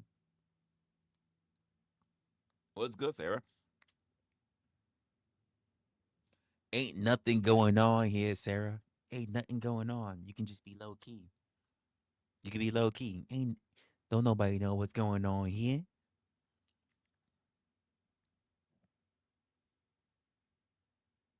We just hiding out. We hiding out. We not looking for no attention. We good. I mean, outside of that, I mean, there are people who out here they just don't listen. We just don't know what we don't know, and there are people that come in with the wrong ideal, and sometimes they just need to be educated. If you know, because you was here from the last one. I had a whole other thing I was going to talk about, but I just said nope. We're gonna have an unfinished thought, and this was something I want to talk about because this is indicative of a lot of behavior that a lot of people just don't realize or recognize or even want to acknowledge that they're doing. And I think that we can do better as people, as everyday living and breathing human beings. We can do better. We should do better, not for anyone else, but for ourselves. I don't understand how people will sit there and want to be motivated to do things for other people, but not want to be motivated to do things for themselves. You should come first. Ladies, I'm going to get mine. You can get yours later, but I'm going to get mine's. Not after, before. I will take care of you, but I'm trying to get mine. And if you say, that is selfish, wrestler, how dare you? I'm going to say, don't blame me. Blame my mama. I'm going to say, it was innate. It was determined to be when I was decided to become the first born. That means everything I do comes first. I come first, the situation comes first, my nut comes first. But I will take care of you. I'm not a savage. I will take care of you. But it's just the nature of the game, you know? I have a very first mindset behavior. That's all. That's all.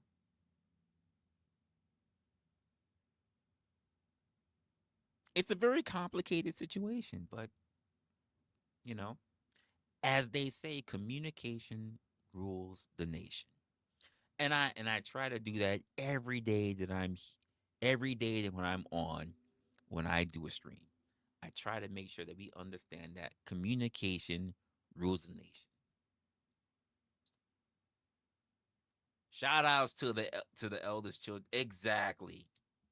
Since we've had to have so much responsibility, whether we wanted it or not, whether we acknowledge it or not, when we get older, we realize it's us time. And because it's us time, we're going to take it on time, which means we develop the idea of saying that we come first,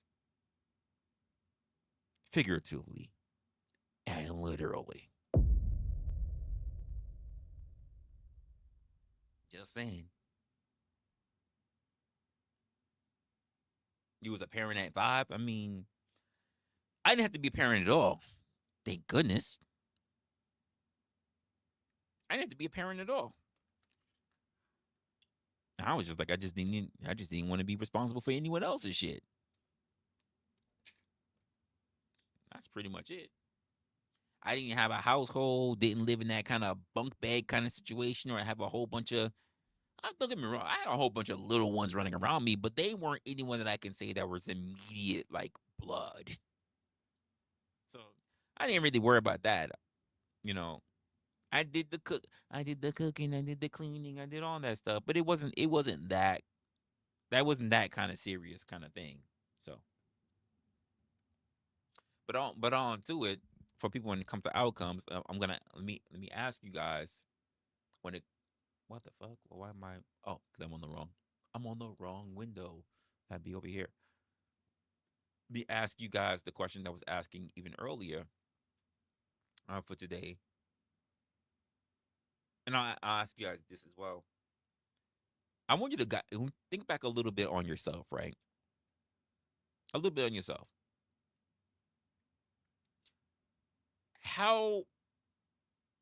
When was, but also how often was it that you've actually made a decision, you done everything right, everything that you consider to be right, and yet the outcome was not in your favor?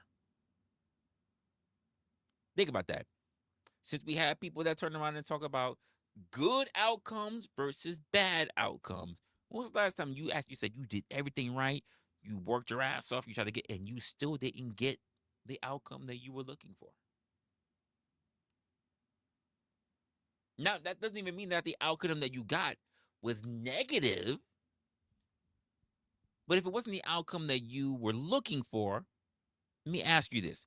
Was it still considered to be a good outcome and considered to be by you or by anyone else?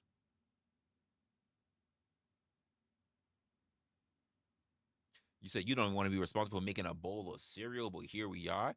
Sarah, that's not what you said. I thought you said earlier, like you can't wait for, like, the little ones to finally be out. You could be an empty nester, finally get the last ones out, even though you kind of enjoy having making the little breakfast and everything like that. I caught a little bit of that. Before your sleepy tomatoes stream. I thought you liked a little bit of that. Now I don't know about making the bowl of cereal for others. Keep in mind, in my household when I came up, we all had our own box of cereal because we all ate very differently. I'm just saying, hey, I saw it. I saw the stream. I was like, what's Sarah talking about today? And I saw that stream. I was like, oh, okay, I thought you liked that. So that means you gotta make some cereal. You gotta make some cereal, or you gotta make some pancakes or whatever. I saw that, Sarah. Come on now. But you saying like you can't wait. You can't wait till when you can actually just walk around the house naked. You know what I mean? And they're all gone. Not. I would say I understand that, but I'm not the type of person that likes to walk around the house naked at any point. So like, I get it. I understand the thought of it. Not that like walking around the house naked. I'm not even saying that you said walk around the house naked, but I don't understand the whole point of being empty nesters because I don't have any kids. But I get the idea of having that kind of freedom. You know, you much prefer someone make you a bowl of cereal. You know what? Here's the thing. I would probably think that as well if I wasn't so Here's my thing. If I wasn't so judgmental, here's my thing. If I pour just enough milk or too much milk, I got nobody to blame but myself. But if I had, say, my mother, my brother, my stepdad, or even if I had my girl pour me too much or too little milk, I'm judging them. I'm too judgmental. I'm just like, hey, listen. I don't feel like you poured me enough cereal. Why do I got so much? What, I didn't ask for soup. Why I got so much milk and not enough cereal? Like I'm just like, this is why I just say, hey, I got the cereal. Do we have milk? I'll do everything else myself. No, I'll do it for you. No, I'll do it because I just don't think you're going to do it right for me. That's just me. I I've never said they I've never said I wasn't difficult. I am difficult. I'm not easy to deal with. So I don't want you pouring cereal for me. I don't want you making me soupy oatmeal. I don't want you making dry lumpy oatmeal. I'll do it myself. And the reason why I feel like that, Sarah, is because outside of, like, I would say, like, my mom, outside of that, when it comes to food wise, women just don't take care of me like that. Now, uh being sick and other things like that, we have a different discussion. Making appointments when I don't feel like doing it. Not that I can't do it, not that I won't do it, but I don't feel like doing it. Y'all are on it. Y'all are on it when it comes. You know what? Hey, wrestler, you need to go. You said this. I heard you complain about it. Here's what it is. The appointment's being set. Like, set for what? Oh, that thing that you were talking about. I don't really feel like fucking doing that. Do you want to be going through what you said? Like, I'm like, nah, I didn't. I don't. When is it? It's gonna be on this day. Yeah, and I'm open that day too. I know, because I asked you when you was available. So I'm gonna go do it. Because I just kind of wanted it out the way, and I kind of got reminded that it was an inconvenience and I don't really want to go through that again. But typically when it comes to the whole, do you want me to make you this Alfredo? I'm like, no.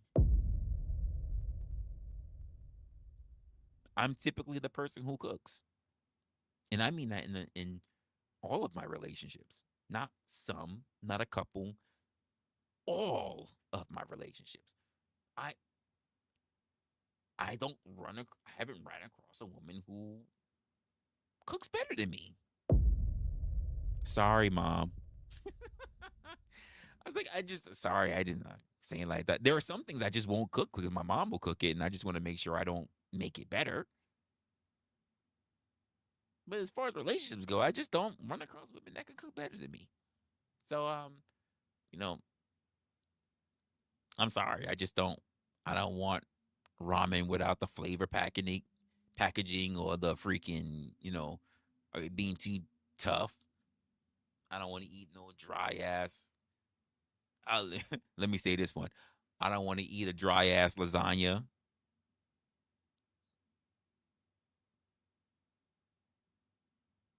I don't.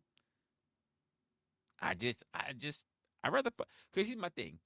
The way I learned to cook is like anyone else. I I had to fuck it up, eat my own nasty meals. So therefore, when I cook now, no one's going through any bad meals because I did all the hard work. I did all of the hard work already. I can make a drink too, by the way. I can make a drink because for a very small smidget, I was a bartender. I was a bartender. Absolutely. So if you need a drink, I can make you a drink too.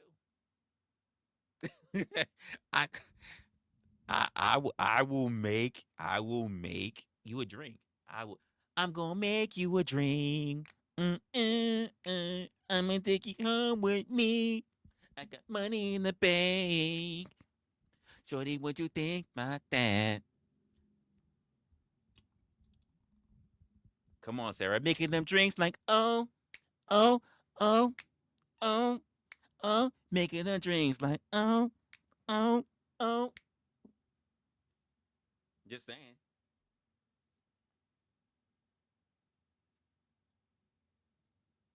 So I'm sorry. I have a listen.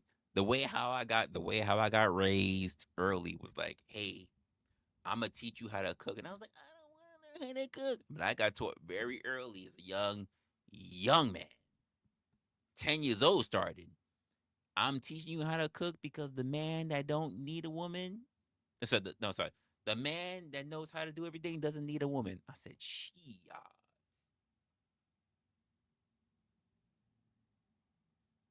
that's what it was. I learned to cook. Listen, I learned to cook. I learned to kick. I learned to clean. And guess what? I ain't got no ring. Don't work the same way, does it, ladies? I can cook, I can clean, and I still don't got no ring. Just letting you know. It's the way it's been for my life. It don't work the same way.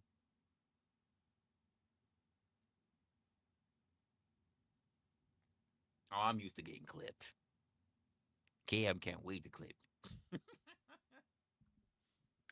She be clipping the hell out of me.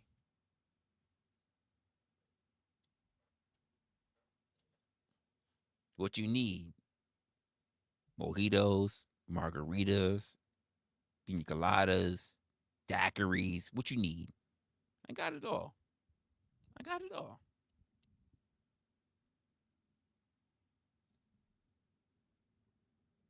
It's just story of my life. Story of my life.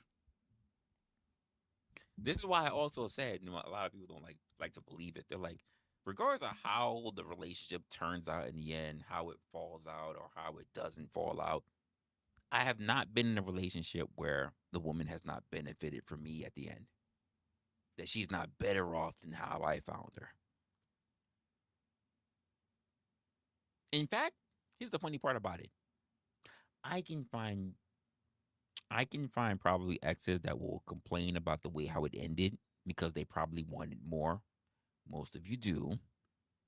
But they can't say that they didn't walk away with way more information than they walked in. If I could call up my exes right now, if I had, I wish there was like a Yelp review for exes. And they were like, I can't stand him. It was this and it was that, and he never really texted me that much. Or like from like at least from high school going all the way up, you would probably only get like a one chick that would probably give me like a 2-star review. It's probably like one chick in my entire thing that would give me like a 2-star review. Because outside of that, I don't have bad relationships.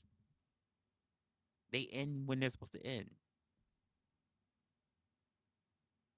If there was like a Yelp review, I would have a pretty.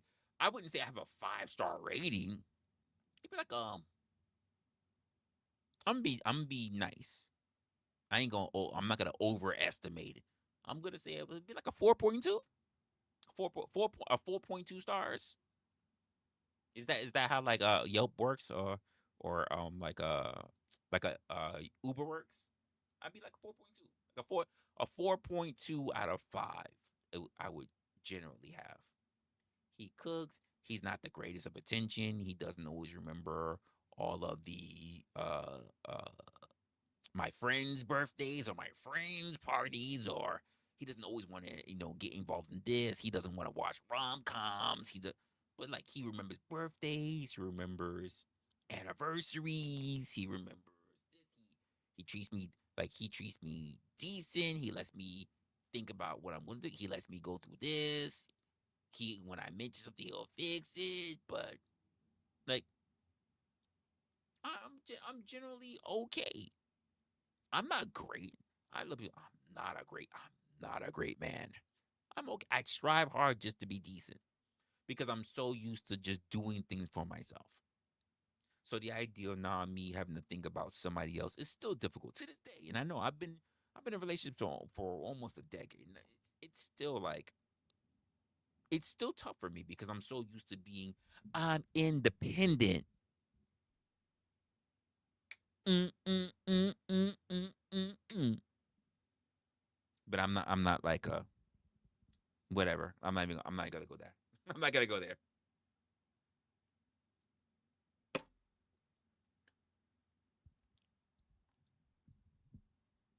I'm not gonna go there. But like I'm so used to just being on my own, even to this day.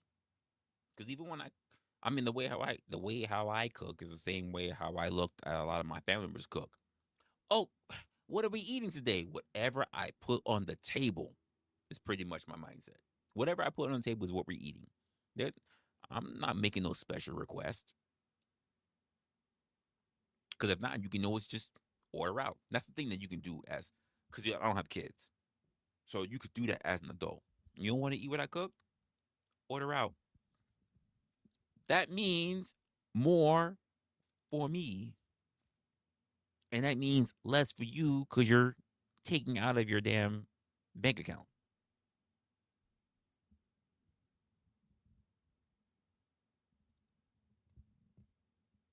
You say you still do that along with most of mine? Oh, yeah, listen,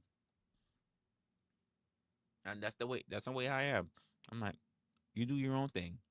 I'm good. I am good.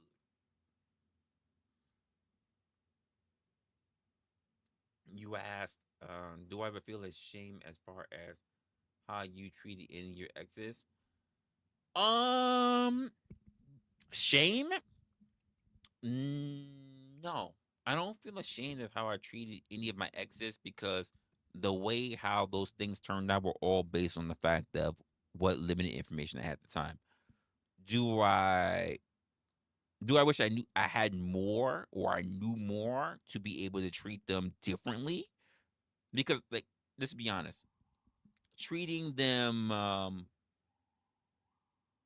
treating them better and treating them different is not the same thing.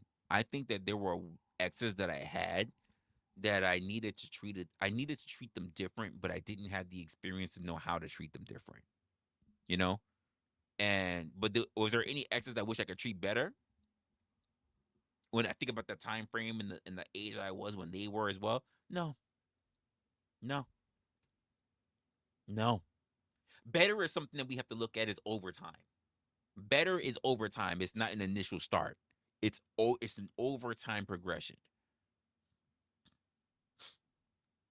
Better is not the standard. Better is a progression. That's what the term is. There's, you know, as they say, good, better, best. Never let it rest until your good is better and your better is best. That's the way that runs. You have things that's good, but it's not better. Better comes with time.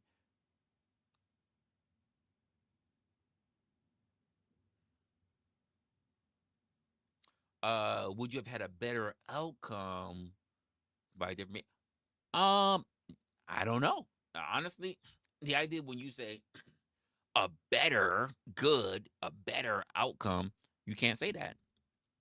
The outcome would have been the outcome. Because the truth of the matter is that the different behavior in me could have sparked a different behavior in them. Maybe they thought I was being too good to them and therefore it led to a breakup.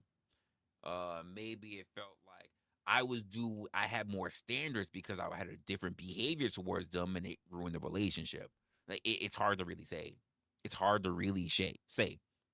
And this is the part that I was even saying in that last stream. Like the outcomes are the outcomes. You can only determine your part. You can't determine how the other people wire themselves to look at it. This is something I was thinking about.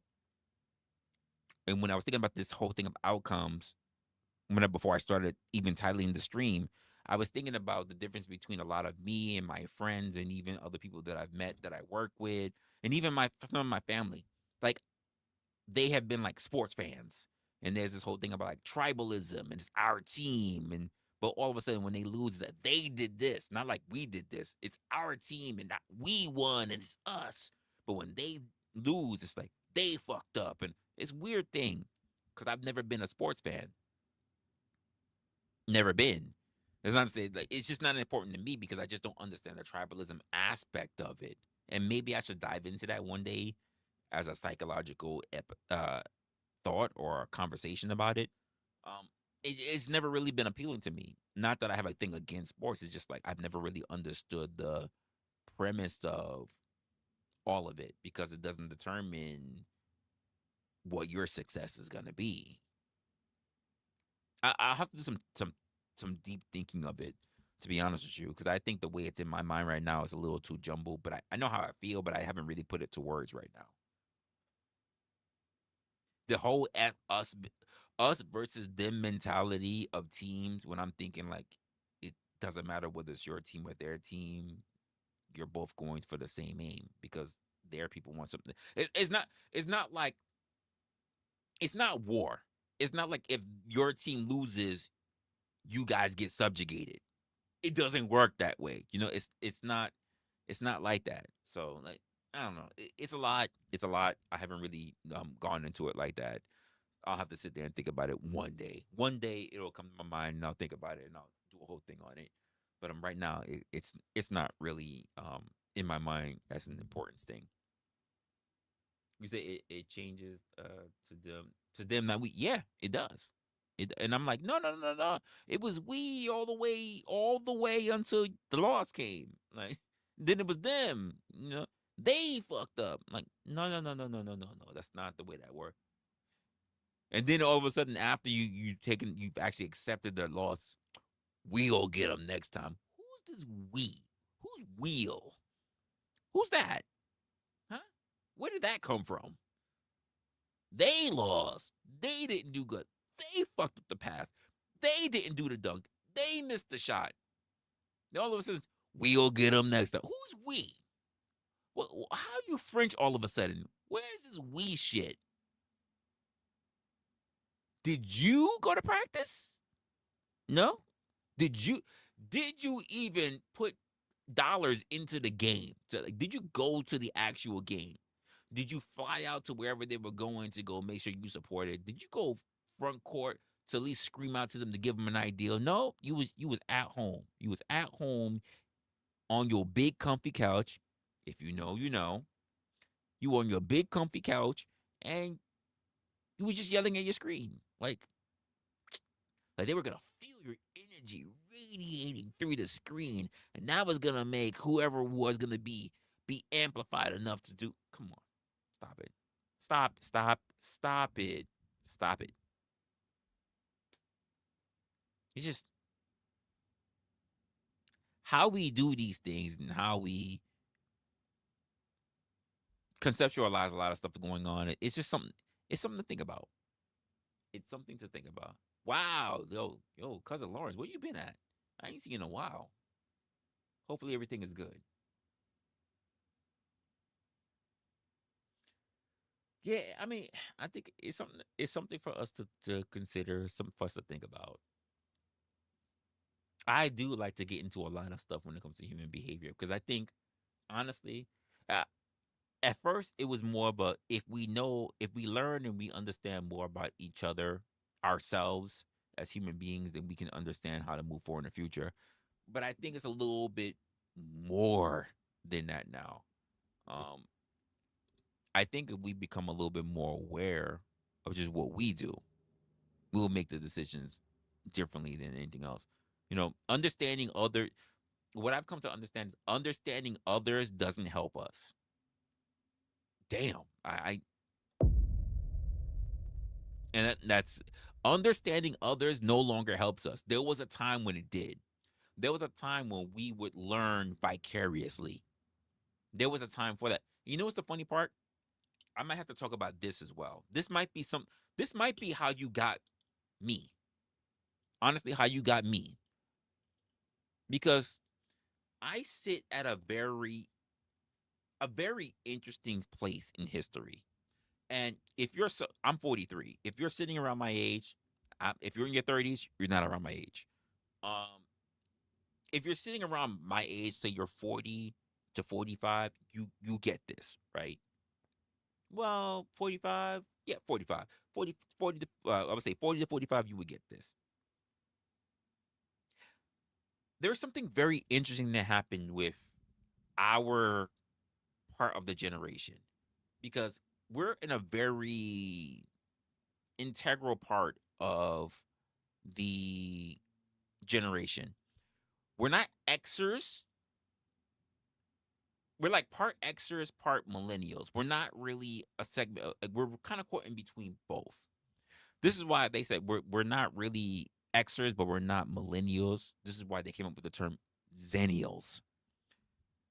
And the reason why we're Zennials is because there was a time in our life where we understood there was no internet and there was the internet. We grew up with there being regular touch tone phones, not rotary. Some of you might have seen rotary. I definitely saw rotary. Rotary touch tone phones, early voicemails where you actually had the very small cassette tapes that you put in your answering machine. Literally, it was a machine. It was a literally fucking machine you had to buy to set up to record cassette tape to record your actual fucking messages all the way into the digital age that we have now. We remember what it was like for your parents to kick you out the house and say, go outside and don't come back until the lights come off. That's not something that people who are like really deep in the millennial space really get, because they just started getting the helicopter parents. Some of us started being on the cusp of that. Some of us got helicopter parents. Some of us didn't get helicopter parents. It was a very changing of the guard, as it was. So there are things that a lot of us didn't really don't we understand and don't understand, which is why the whole Zennial thing is it's so interesting. It's so interesting to me to this day, because I meet Zennials, and I'd be surprised how much of them lean in particular areas, and then I lean in particular areas, but we can still come together. But when it comes to coming to our younger counterparts who came up, say, with the internet, or our older counterparts that knew what it was like to not have the internet for a good amount of time, it's just we found a sweet spot, but we also found a confusing spot, because when we finally came up in the world as adults and we were really starting to try to like make something of ourselves in our ages, do you know what was the first thing that we got hit with? The 2008 crash. And that 2008 crash, not just for myself, but also for a lot of people,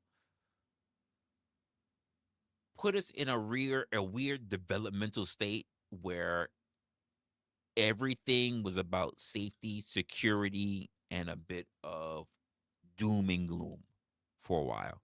Because it's like we all came up thinking that there was something that we were going to be able to do for ourselves, and yet the aspect of that financial crisis. This is annoying me. People are all going live now. Let me mute this. And then like the financial crisis just put us in so much of a detriment that the ideal we were like the last bastion of this whole go to college and everything will work out. And we realized it didn't work. We were the final experiment that went wrong.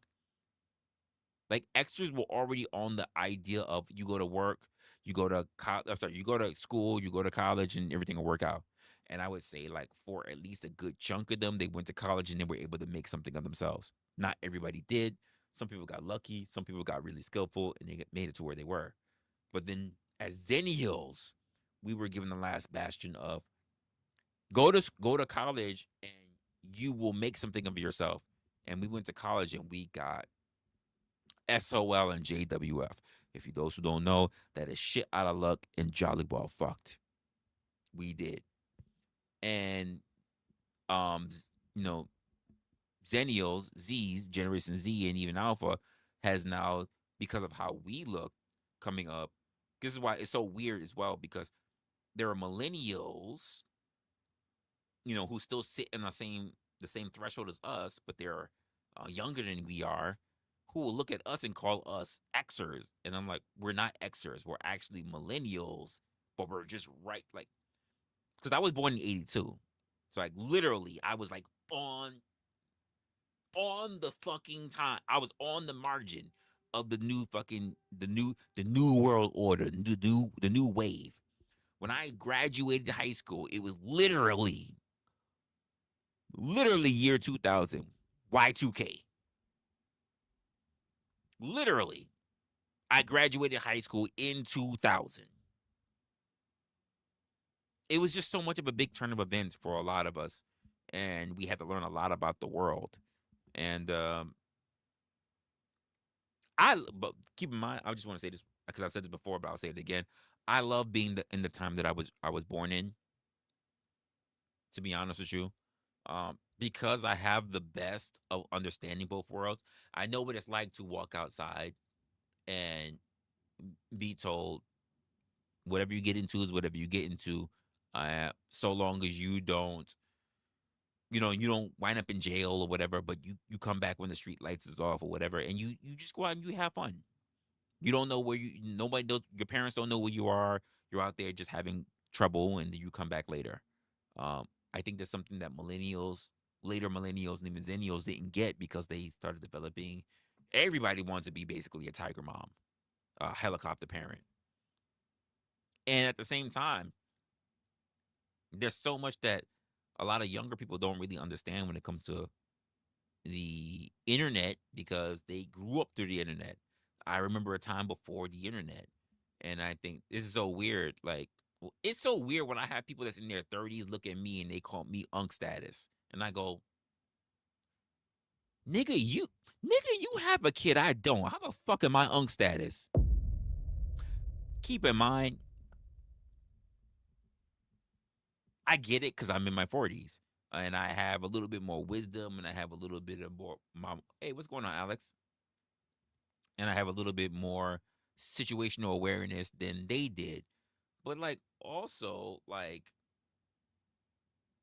well, yeah, I mean, here's my thing. When I came up in the world, see, I realized unk status is different for the younger people, whether they are millennials or like later millennials or zennials, is different from unk status from when zennials to Xers said unk. Unk.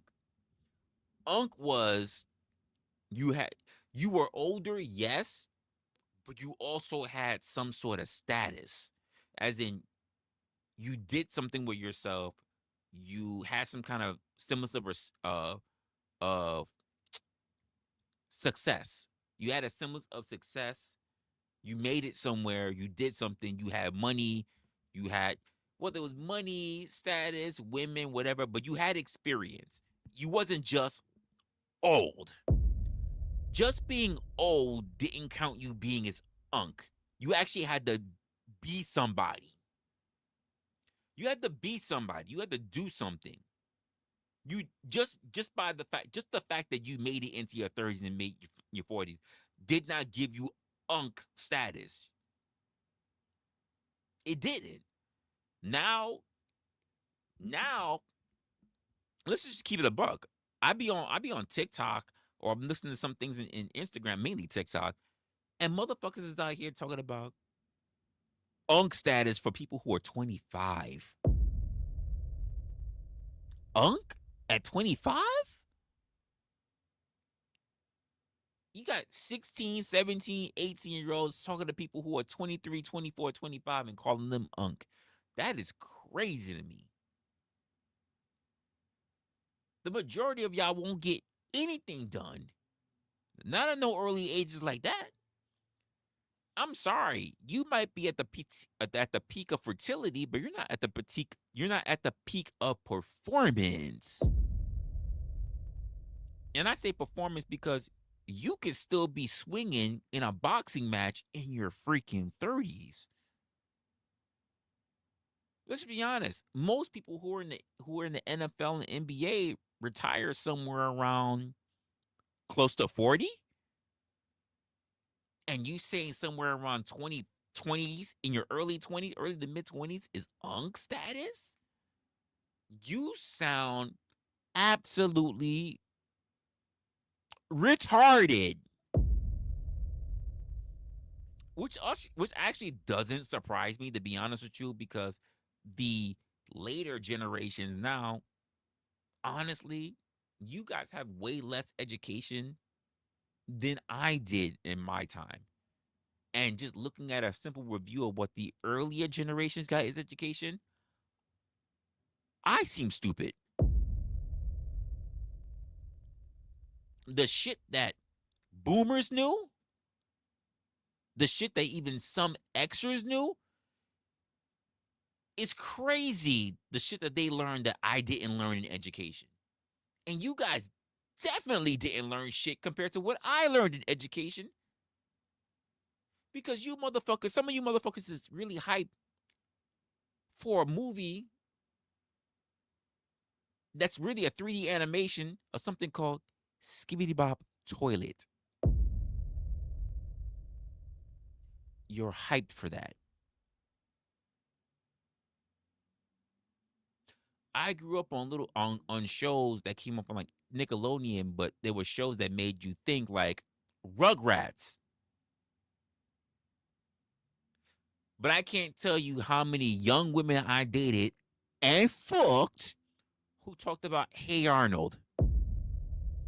And I never watched Hey Arnold. Never watched it. Memes all over the place. Young girls slobbing on the knob, talking about Hey Arnold, and I never saw it. Not that I ever came to them and ever talked about Doug Funny. I never did. I just didn't care. But the same thing that never changed over time are people who talk about like sports. To me, in my mindset, it never made sense to me to be oogling over people that made millions of dollars while your ass was still living paycheck to paycheck. It just never made sense to me. You're making sports bets with your own fake sometimes. Let's just not even say fake. Your own broke friends over people who are making millions of dollars. You got families. Thank you. Do do do do do do do do do do do. Thank you. You know the Doug song. Thank you. A fellow Zennial. I couldn't tell you about Hey Arnold though. I remember when there was a big rivalry happening between MTV and VH1. Most people don't. Most people don't remember. People don't remember like little crazy shows that if you really thought about the end of it, the end of the shows that you got, they actually taught you a little bit of lesson, not outside of just making you laugh and shit. When you watch things like Courage the Cowardly Dog, it made sense. Looking back at it, as you do most things, connecting the dots, shows like that made you think about things. Like, holy shit, he did this, he did that, da, da, da. And yeah, there was probably a little silly thing at the end of it, but it made you think like, well, if I just did this, what would my life turn out like? And there were other people, let's be honest, not too smart people, who just saw something that was very funny and they never learned anything from it. Like, don't get me wrong, there were absolutely shows that were just absolutely not meant for learning. It was absolute brain rot. By the way, we look at shows like South Park and they say these are detrimental shows that were ridiculous and they should be banned and we shouldn't have the Boondocks. We just need to get rid of it. It needs to be banned. That's it. But does anybody remember one of the first cartoon shows that was censored? It went to MTV before it ever went to Nickelodeon. Let me tell you what it's called. Before Cat Dog, the conjoined Cat Dog became a thing, there was a show that was already being trying to be cut out. No, actually, it was a show before Beavis and Butthead. Beavis and Butthead was the absolutely show. But you know what that show was? It was literally called Ren and Stimpy. They considered Ren and Stimpy to be vulgar because they had violence in the movie. We're talking about the cat and the chihuahua. They wanted to cancel that fucking show. Ren and Stimpy was a show that was trying to be canceled. People tried to cancel because they didn't like the violence in the show. Beavis and Butthead came afterwards. Ren and Stimpy, they tried to get rid of that show several times. It had to get taken off of MTV, and then eventually, after so long of playing, it wound up on Nickelodeon. Now, how many of us will say that Ren and Stimpy was bad compared to some of the other shows that we've seen growing up?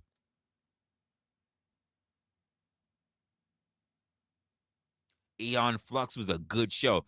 They wanted to take off that show, but they couldn't because the show was literally labeled what? 18 and above, and they played it at nighttime. Because what did Aeon Flux promote? Sex. Aeon Flux and Trevor, was it Trevor Barton? Is his name Trevor Barton? Oh, they had this little love connection thing. The terrorist versus the corporate man, and they absolutely had a love triangle shit going on. But they didn't want kids watching it because there was kissing and sex and all kind of shit going on. I loved that show. It was a technological future marvel for a freaking cartoon. And the only reason why they couldn't take it away was because it was 18 plus. But damn for sure, they still got it off the air at the end of the day. Trevor Goodchild was his name? What's his name? Trevor Goodchild? Really? What was his name? Let me make sure. Let me make sure I get that right. Aeon Flux. You're right.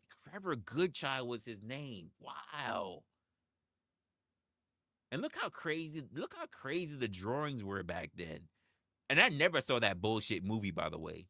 I never saw the movie for it. Trevor Goodchild was his name. Okay, yeah.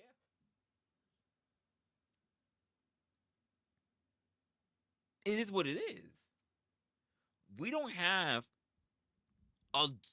really have adult cartoons anymore. Let's be honest. The version of adult conversation is American Dad, Family Guy. That's your ideal of adult shows. For instance, for those who are old enough, especially you Xers, we will never again see a show like Married with Children. It's too sensitive. Al Bundy, Peggy Bundy, Bud, like you will never see a show like that again. With the little nosy neighbors, what was her name? Marcy Darcy. You'll never see shows like that again. Because the world is just too pussified.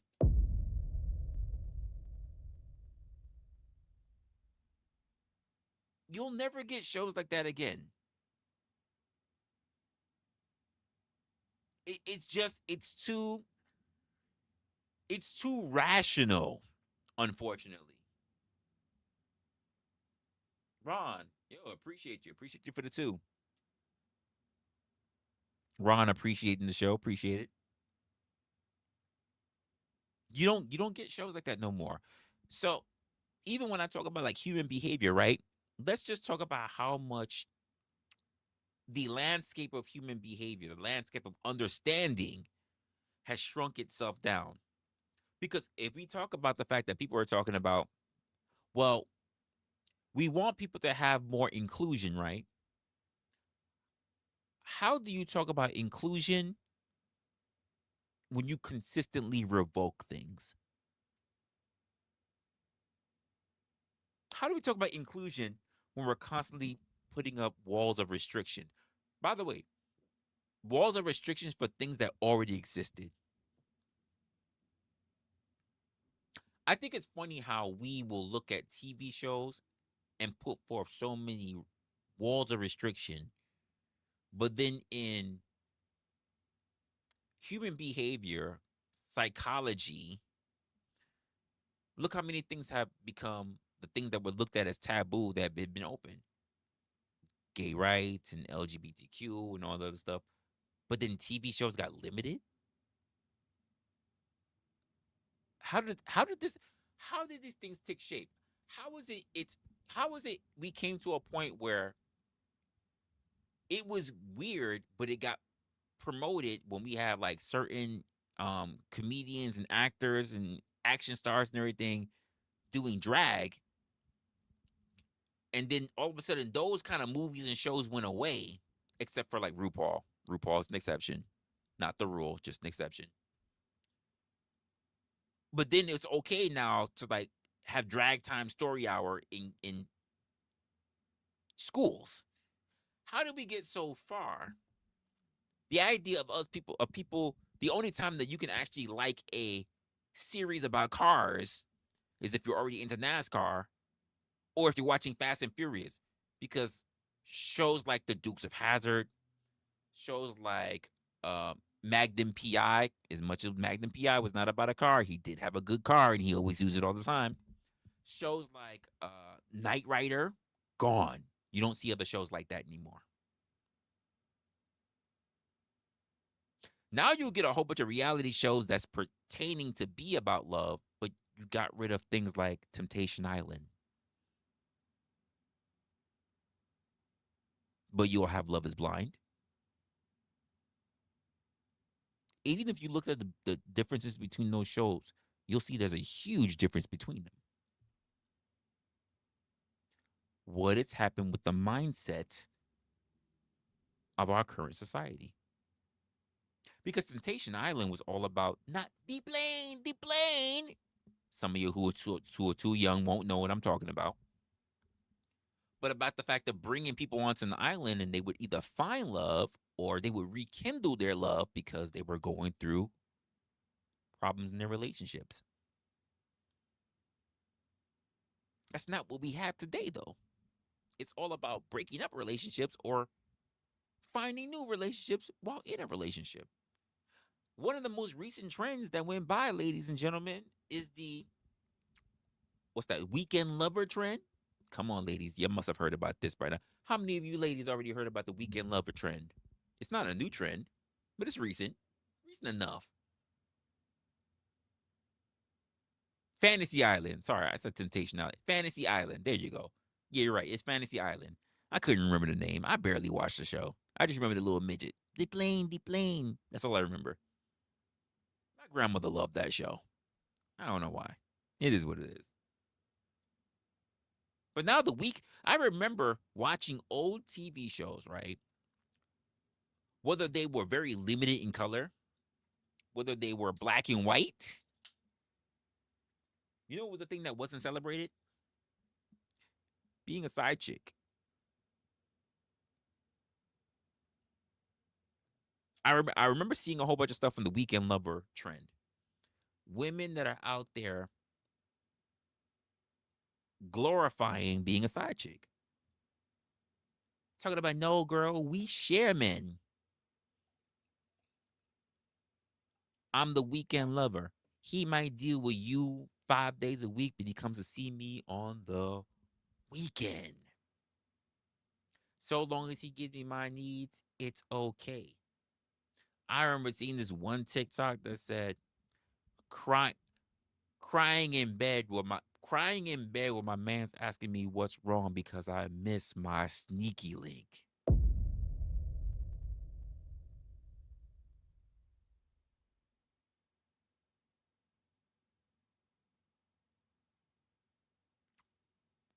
What more can be said? What more can be said? And I think a lot of us are just looking around. Some of us are looking around and be going, it's cooked. We're the age of everything else is cooked right now.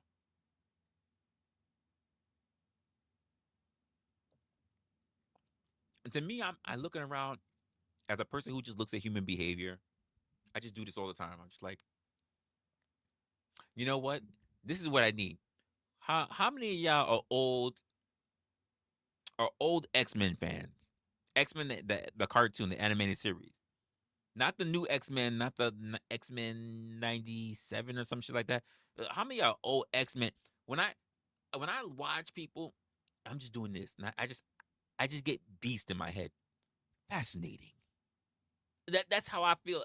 I see all the new dumb shit and twerk shit and prank shit and weekend girl shit, and I just go, fascinating.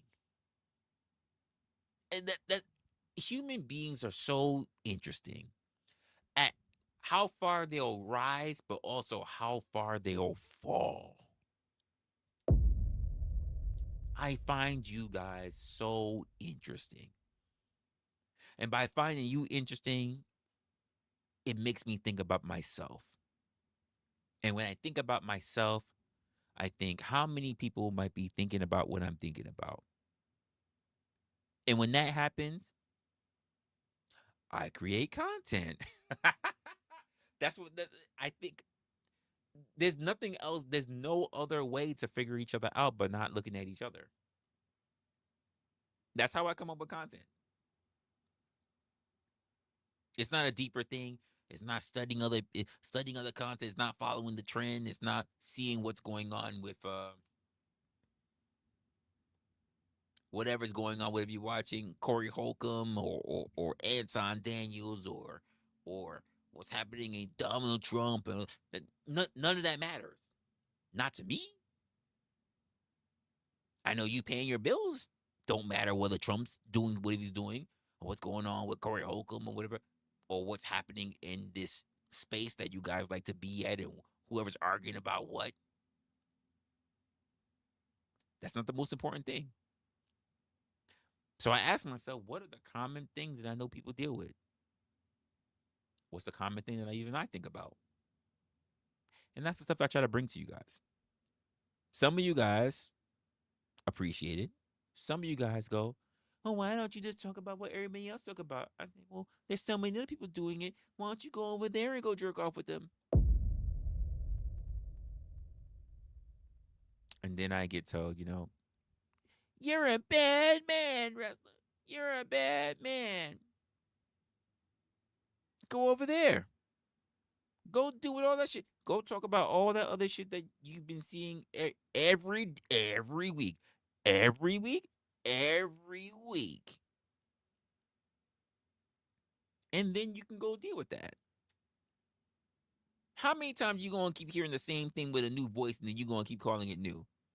How many times, listen, if we already heard the original of a song and then we hear the remix, are you going to tell me you're going to sit there and say this shit is fire when you hear the remix of the remix?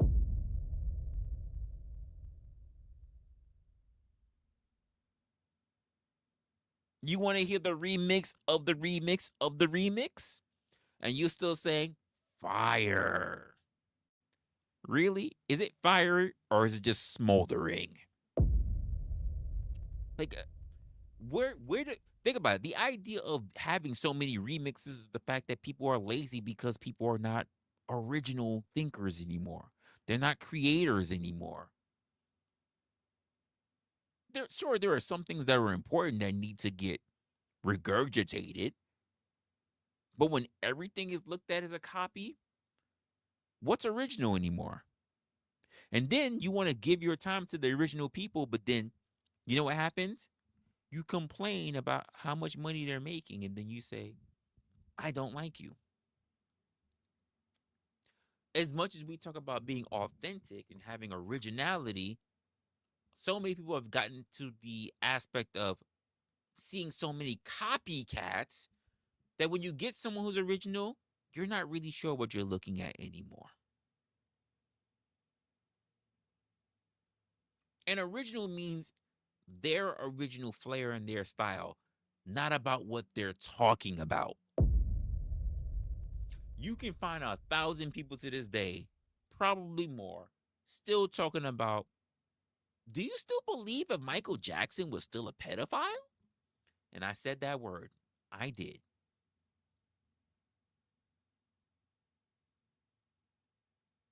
You go, oh, well, press the YouTube. As I said earlier, we're adults in here. We're still having people talk about things like that when he's gone already. We're still talking about whether OJ did it or not. He's gone. We're still having people talk about whether they're still trying to figure out the JFK assassination. It's already done and dusted. The things that go on today, funny enough, people don't ask too many questions about.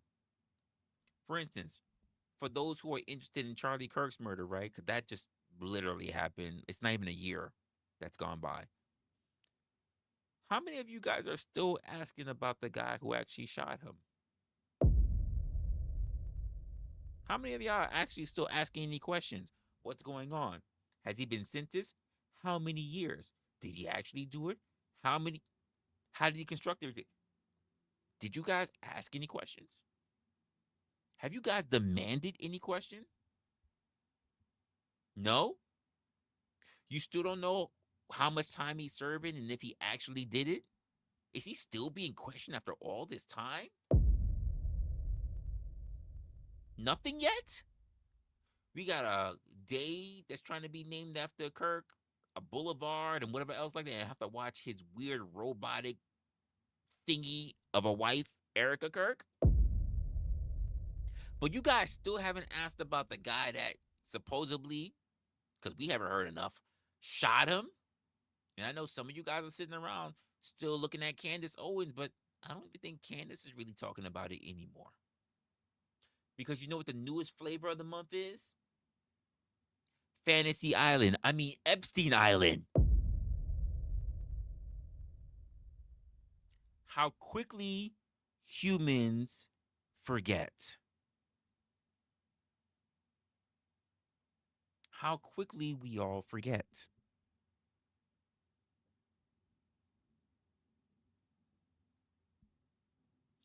Attention span has already been regulated now to say that it's just as short as a goldfish.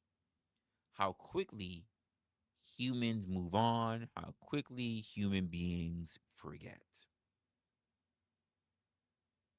I would implore some of you to get the fuck away from social media.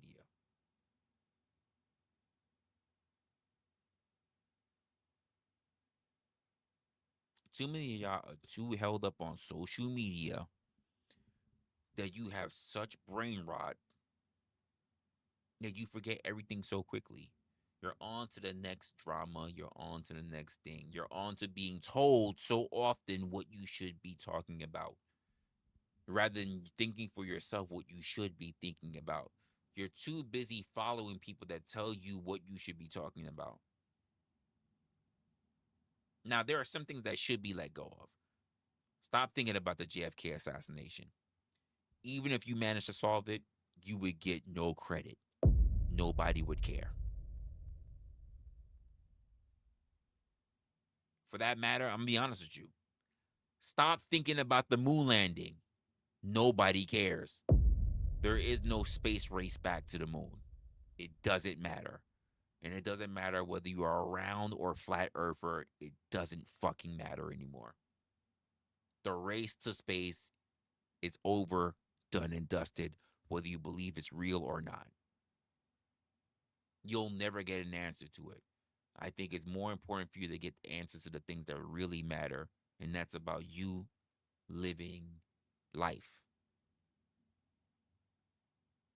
Epstein's already done. Oh, I'm sorry. Some of you believe the motherfucker's still alive. But then again, some of you motherfuckers still believe Tupac is alive.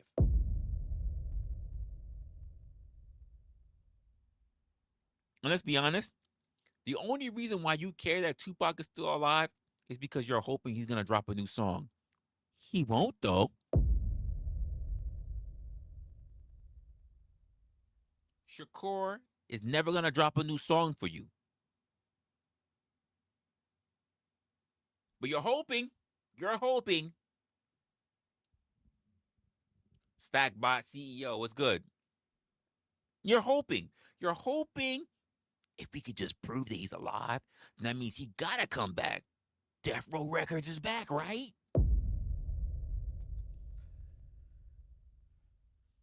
Hoping for fucking what?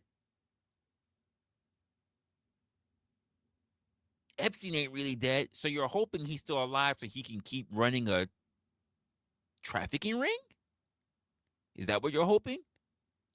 Why are you still he's still alive? If he's still alive, why are you hoping? Well, if we're hoping because if we can find out why he's still alive, then we can do something about it. We? What are you gonna do? It took you too long without any work from you to find out what he was doing. What do you think that you are gonna do? Nothing. Zip, zero, zilch, zippity doo dah. You did not have the means to touch him before. You don't have the means to touch him today. You're losing track of the things that matter most. We're talking about accountability, wrestler. Who's where? How did you ever hold anyone accountable outside of yourself?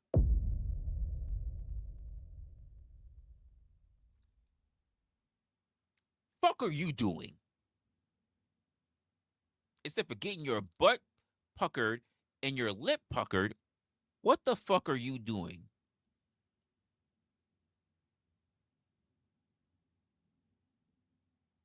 Just some food for thought.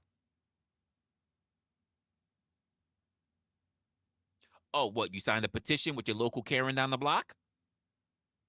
What are you doing? Honest. That's an honest question that you have to think about for yourself. What are you actually doing? Outside of talking shit, what are you doing? Because I would at least give you a little bit of credence if you at least went live or recorded a video and posted something on social media. At least you can say, at least somebody might have scrolled across my content and saw that I am just not in favor of this. But most of you are too pussy to do that.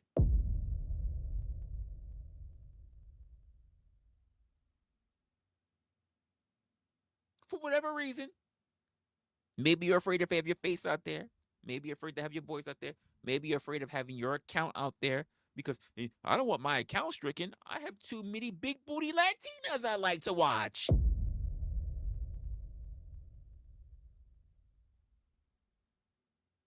I don't want them taking my account away. I gotta start all over from scratch. I don't remember all their names. I don't want my account taken away from me. So I'm just gonna keep my mouth shut so I can make sure I can love all the delicious big booty Latinas. I like watching all my little gym rats and my little gym bros and all the little buff motherfuckers that be sitting up there. I can't put out my actual views. What if they take my account away? But you guys got so much mouth and everybody else that actually do take the risk.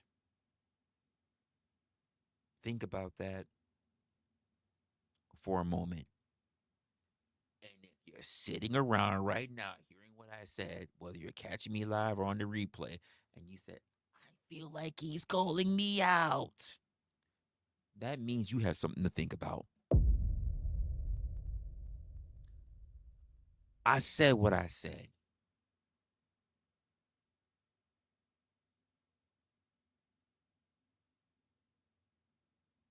I said what I said. It's just something to think about. A lot of people do way too much talking. We're talking about actionable steps. My view is to say the things that are not being said.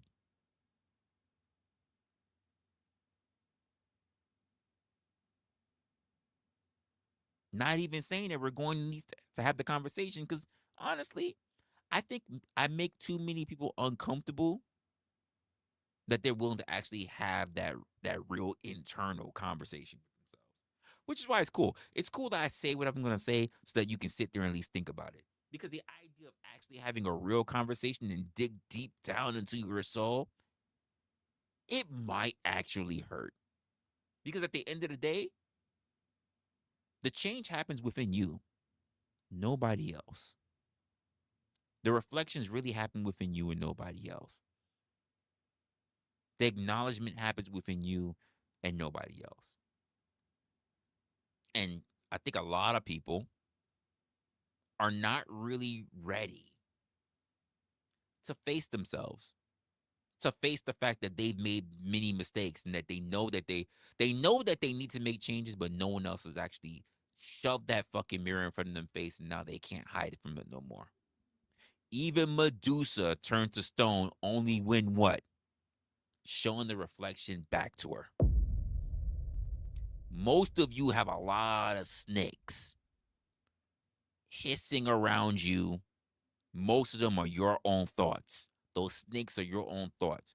And you're afraid of having that mirror turned back on you because you're afraid that you're going to be turned to stone.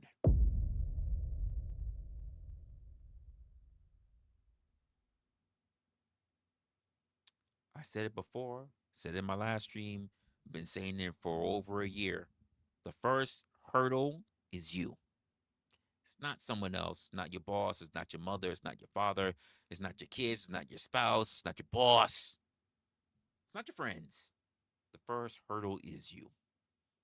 And most people don't take that first hurdle. Instead, they'll say, the reason why I can't get over the jump is because of someone else. They made the jump too far. They did?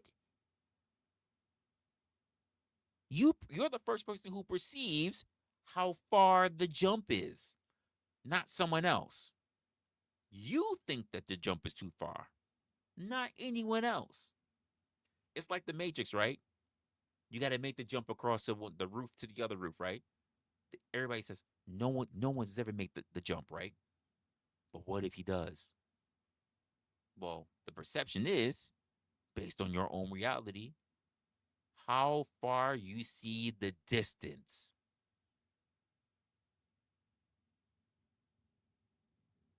Do you think you can make it, or are you just psyching yourself up? Do you believe?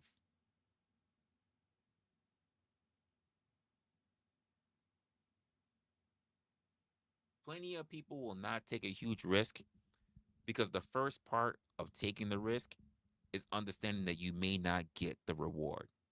It's making the jump. Steve Harvey said this. I don't know if he got it from somebody else, but Steve Harvey said it, and it's actually true. You have to make a leap of faith. You have to pull your parachute. You can say how you feel about Steve Harvey and all the other bullshit going on. Cool, no problem. I ain't mentioned nothing else about him outside of what he just said. I ain't mentioned his life. I ain't mentioned what kind of choices he made. I ain't mentioned no women. I ain't mentioned no kids. I ain't mentioned nothing. But there are people who will get distracted just because I said the words Steve Harvey. Talk about what he said. When you jump, you're going to have to pull your parachute out. And your parachute is the thing that you were put on this earth to actually do. It's your talent. It's your main features. Now, the thing about it, when you take a leap off that cliff, your parachute will not open right away. You're going to hit them rocks. You're going to skid up your knees. You're going to get your clothes torn off. But eventually, at some point, your parachute will open and you will be able to sail over the horizon. Now, the worst part about all of that, despite the fact that you will have to get torn the fuck up before your parachute open, but it will eventually open. The thing that's the worst part is that for majority of people, their parachute will never open because they will never take the opportunity to leap, to fall, to gather their strength, to gather their courage, to gather their placement on the way down. That's the majority of people. They will coast, having someone else tell them who they are and them never discover who they are, who themselves are to be, who they are to become in the future. They will have other people tell them who they are. And not for nothing, this is why I keep so much respect for even Stackbot in here. He went through so many years of other people basically telling him who he is. He had to go throughout his years of school. He had to become a cop. People told him where to be, what to do, whatever. And at some point, he decided he wanted to do more for himself. And now he's got a great company.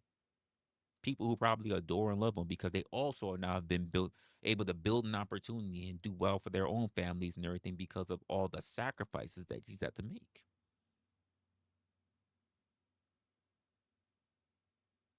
He had to go through a lot. Had to hit them rocks, get his skin knees, clothes torn off. But now he's at a point where he can begin to coast because his parachute open. Stephen Hall, what's going on, man? Appreciate you. Appreciate you for the two. And the majority of people will never understand why they need to be here because they won't take the risk. And the risk is gonna hurt. He said morning doctor. I don't know about doctor, but there are so many people that they won't take the risk. They'll talk as if they did. When you look at them, you won't see any bumps or bruises. How many of y'all just talking? You want to sound like you're the smartest person. You want to sound like you got it all together, but you have nothing to show for it. Because those who actually do all the work can show you all of their scars, figuratively and literally. Some of our scars are mental. Some of our scars are physical. Some of our scars have been financial. Whether we did it to ourselves or whether someone else did it to us. And there are plenty of people that all their scars are self-inflicted and they've done nothing to rectify it. Physically and mentally and spiritually. What are you doing with yourself? How are you getting better? Are you spending your time having other people tell you what you should be doing with your time? Financially, spiritually, and by the way, in the form of entertainment.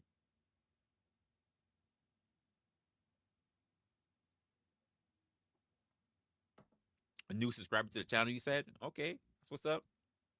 Mr. Awesome Amazing. Appreciate you being here. Step out on faith. I sort of agree with that. And I think it works. I think that works two ways though, No Chaser. I think there are people who learn to step out in faith because they believe that there's something bigger than themselves. And I don't have a problem with that. I love that because it puts you in the mind state of a servitude mentality. So I appreciate that. I love that. But I think most people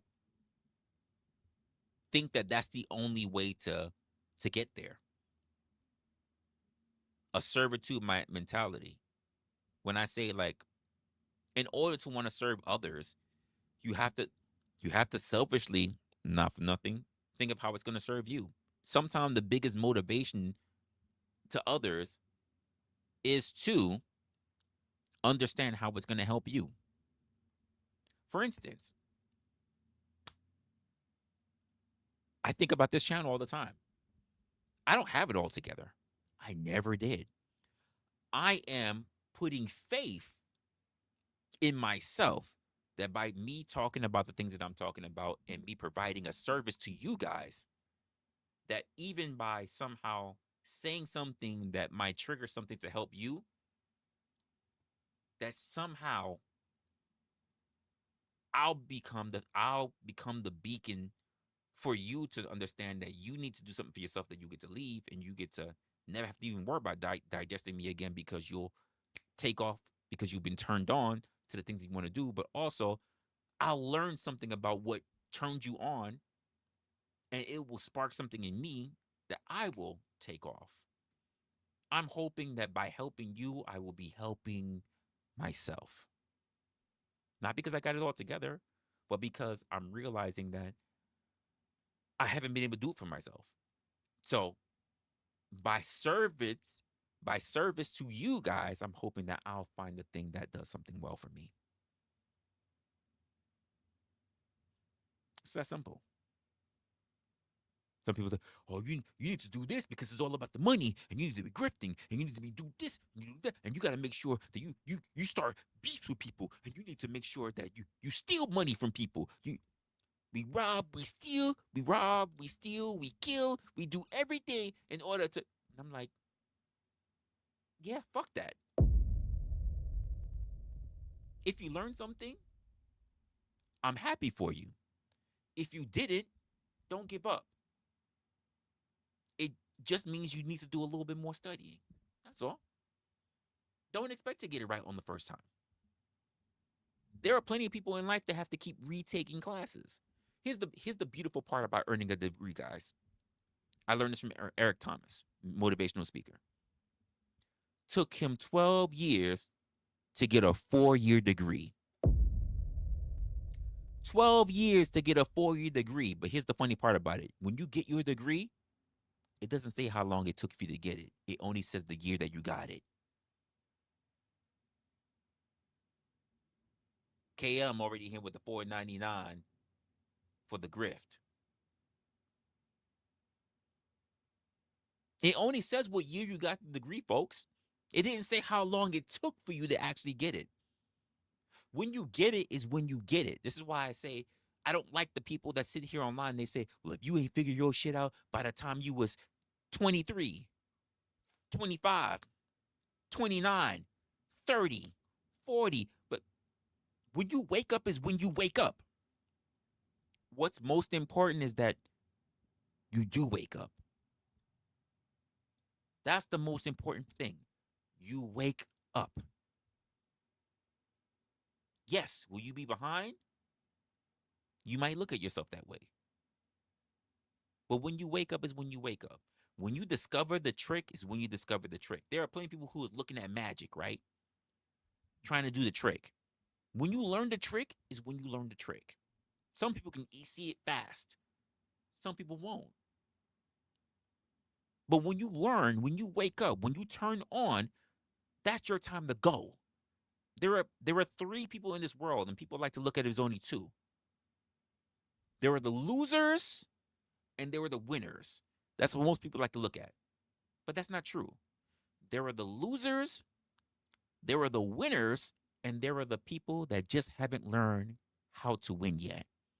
They just need a little bit of information, a little bit of coaching, a little bit of training. And once they find that thing that turns them on, off they go. Never to be seen again because they're out there doing their thing. Because they understand there's also one more thing that's very important. Time. And I get it. If you're still sitting around, you could be sitting in your 20s, 30s, 40s, 50s, 60s, and you haven't found that thing yet. I understand, especially you saying, it must not be for me. I just haven't found it yet. Maybe I'm just not meant to. I'm just going to say, you probably already know what your thing that you're good at yet. But you never really invested in it because you gave it up for someone else's dreams, for someone else's goals, for someone else's ambitions. And there's nothing wrong, by the way, with you being useful. But would you not rather be useful at the thing that you love to do? So many of us have been trained, because that's what a company does. Anyone can learn to do a job at a company. That's why it's called training. Anyone can walk into a job, wet behind the ears, know nothing, and be trained. But the best value comes from people who walk into a job and already know because they already do the thing that they're doing. And here's the best part about it. Imagine walking into a job doing the thing that you already know how to do, but also because it's something that you love to do. It's your passion, it's what you love, it's your hobby. Most people don't go there. Most people don't walk into a job over something that they love to do, that they find as their hobby.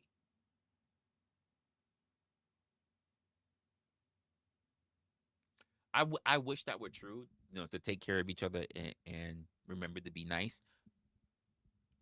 Most people that I run across in a lot of industries that I've been in, some people will take care of you. Most will not. And I think a lot of people also lose their place in understanding what taking care of means. A job, a business will never take care of you. Four walls that you walk into, that you clock in and out of, will never take care of you. The people within that business will. If you build a rapport, if you build an understanding, if you build a network, these people will be the thing that take care of you. Because even if they leave, you can always keep that same relationship. The business, the name of that business, the four walls that it is, that's not going to take care of you. Most people get it backwards. I've been in this business for so and so and so, and then the easiest, we're downsizing, or or you made a mistake in this little thing, or we're doing a reorganization, and your job is changing, and now you're doing a new job that you never did before, and you're out the door, clipped, gone, finito, hoodwinked, bamboozled, flim-flammed.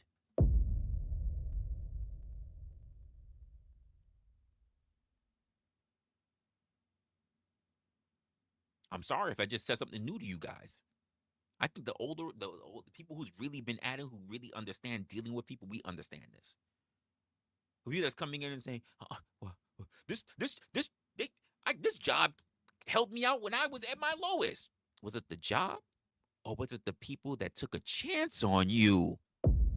Something to think about.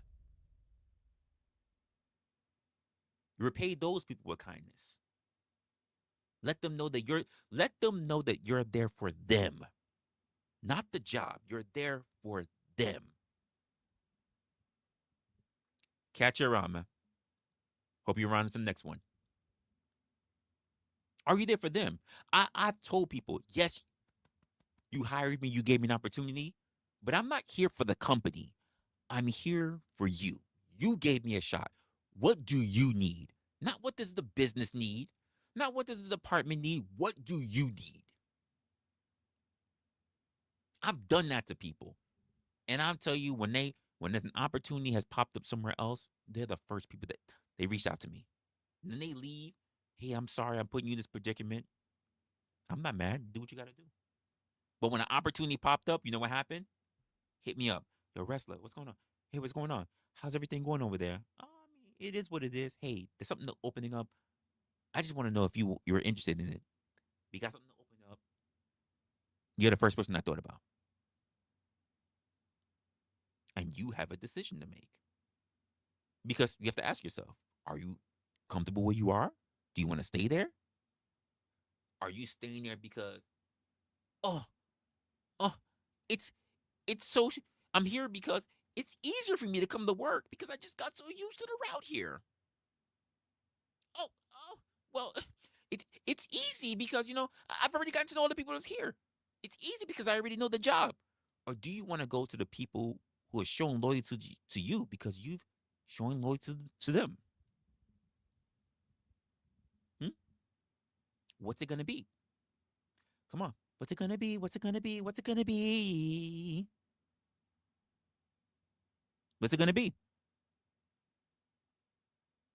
And to some of you guys, because you've gotten so used to coasting, because you've gotten so used to comfort, you'll give up an opportunity for something new, adventurous, and unknown for comfort.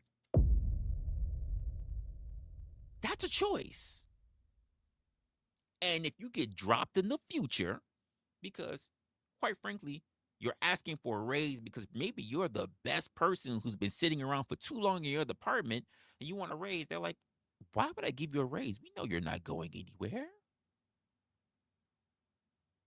You're showing way too much comfort. We can rely on you to do exactly what you've been doing, and we're not going to give you a red cent more. You know why? Because you've shown no actions or auto actions, and these are your outcomes. Inaction is also an action, folks.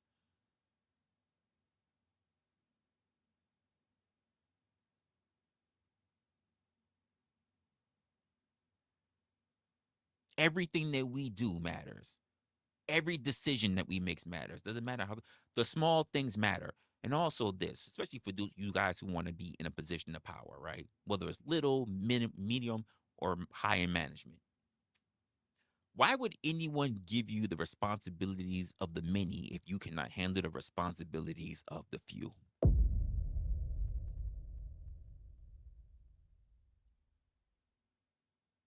You didn't catch that? Let me say it again for you. Why would anyone give you the responsibilities of the many if you cannot manage the responsibilities of the few? And the first responsibility that you have to manage is that of thyself, not the other people.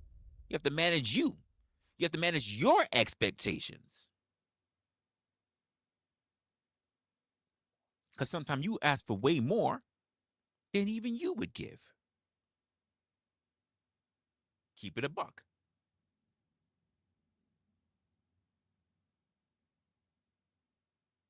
That's it. Outside of that, folks, it looks like we are about to climb over into that 4 hour mark. This just lets me know I got at least got a good hour of content that I got to turn around and try to trim through. It's going to be very interesting. But outside of that, I ain't got really nothing else I'm going to say to anything else. I don't really know what else I should be doing or talking about. It is the weekend as well. The weekend, and I don't really know what else I'm going to be focusing on. I haven't decided really if I'm going to be doing anything for this weekend, or am I just going to chill and just be, where I'm going to be at. But outside of that, I think I'm going to see what's going on over here, which is most likely going to be. I'm just going to be honest with you, probably going to be some music stuff. If not, it's going to be all over the board. I have no idea. Last week's stuff when it came to Resto and Kev's stream was kind of crazy, and I was like, I'm not joining that shit. So hopefully we don't have to worry about that for this one. With that being said, you take care of yourselves, and of course, if you haven't, sub to the channel so that you can get new notifications when I'm going live. And until then, I'll see you next time. Think about what you're doing for yourself.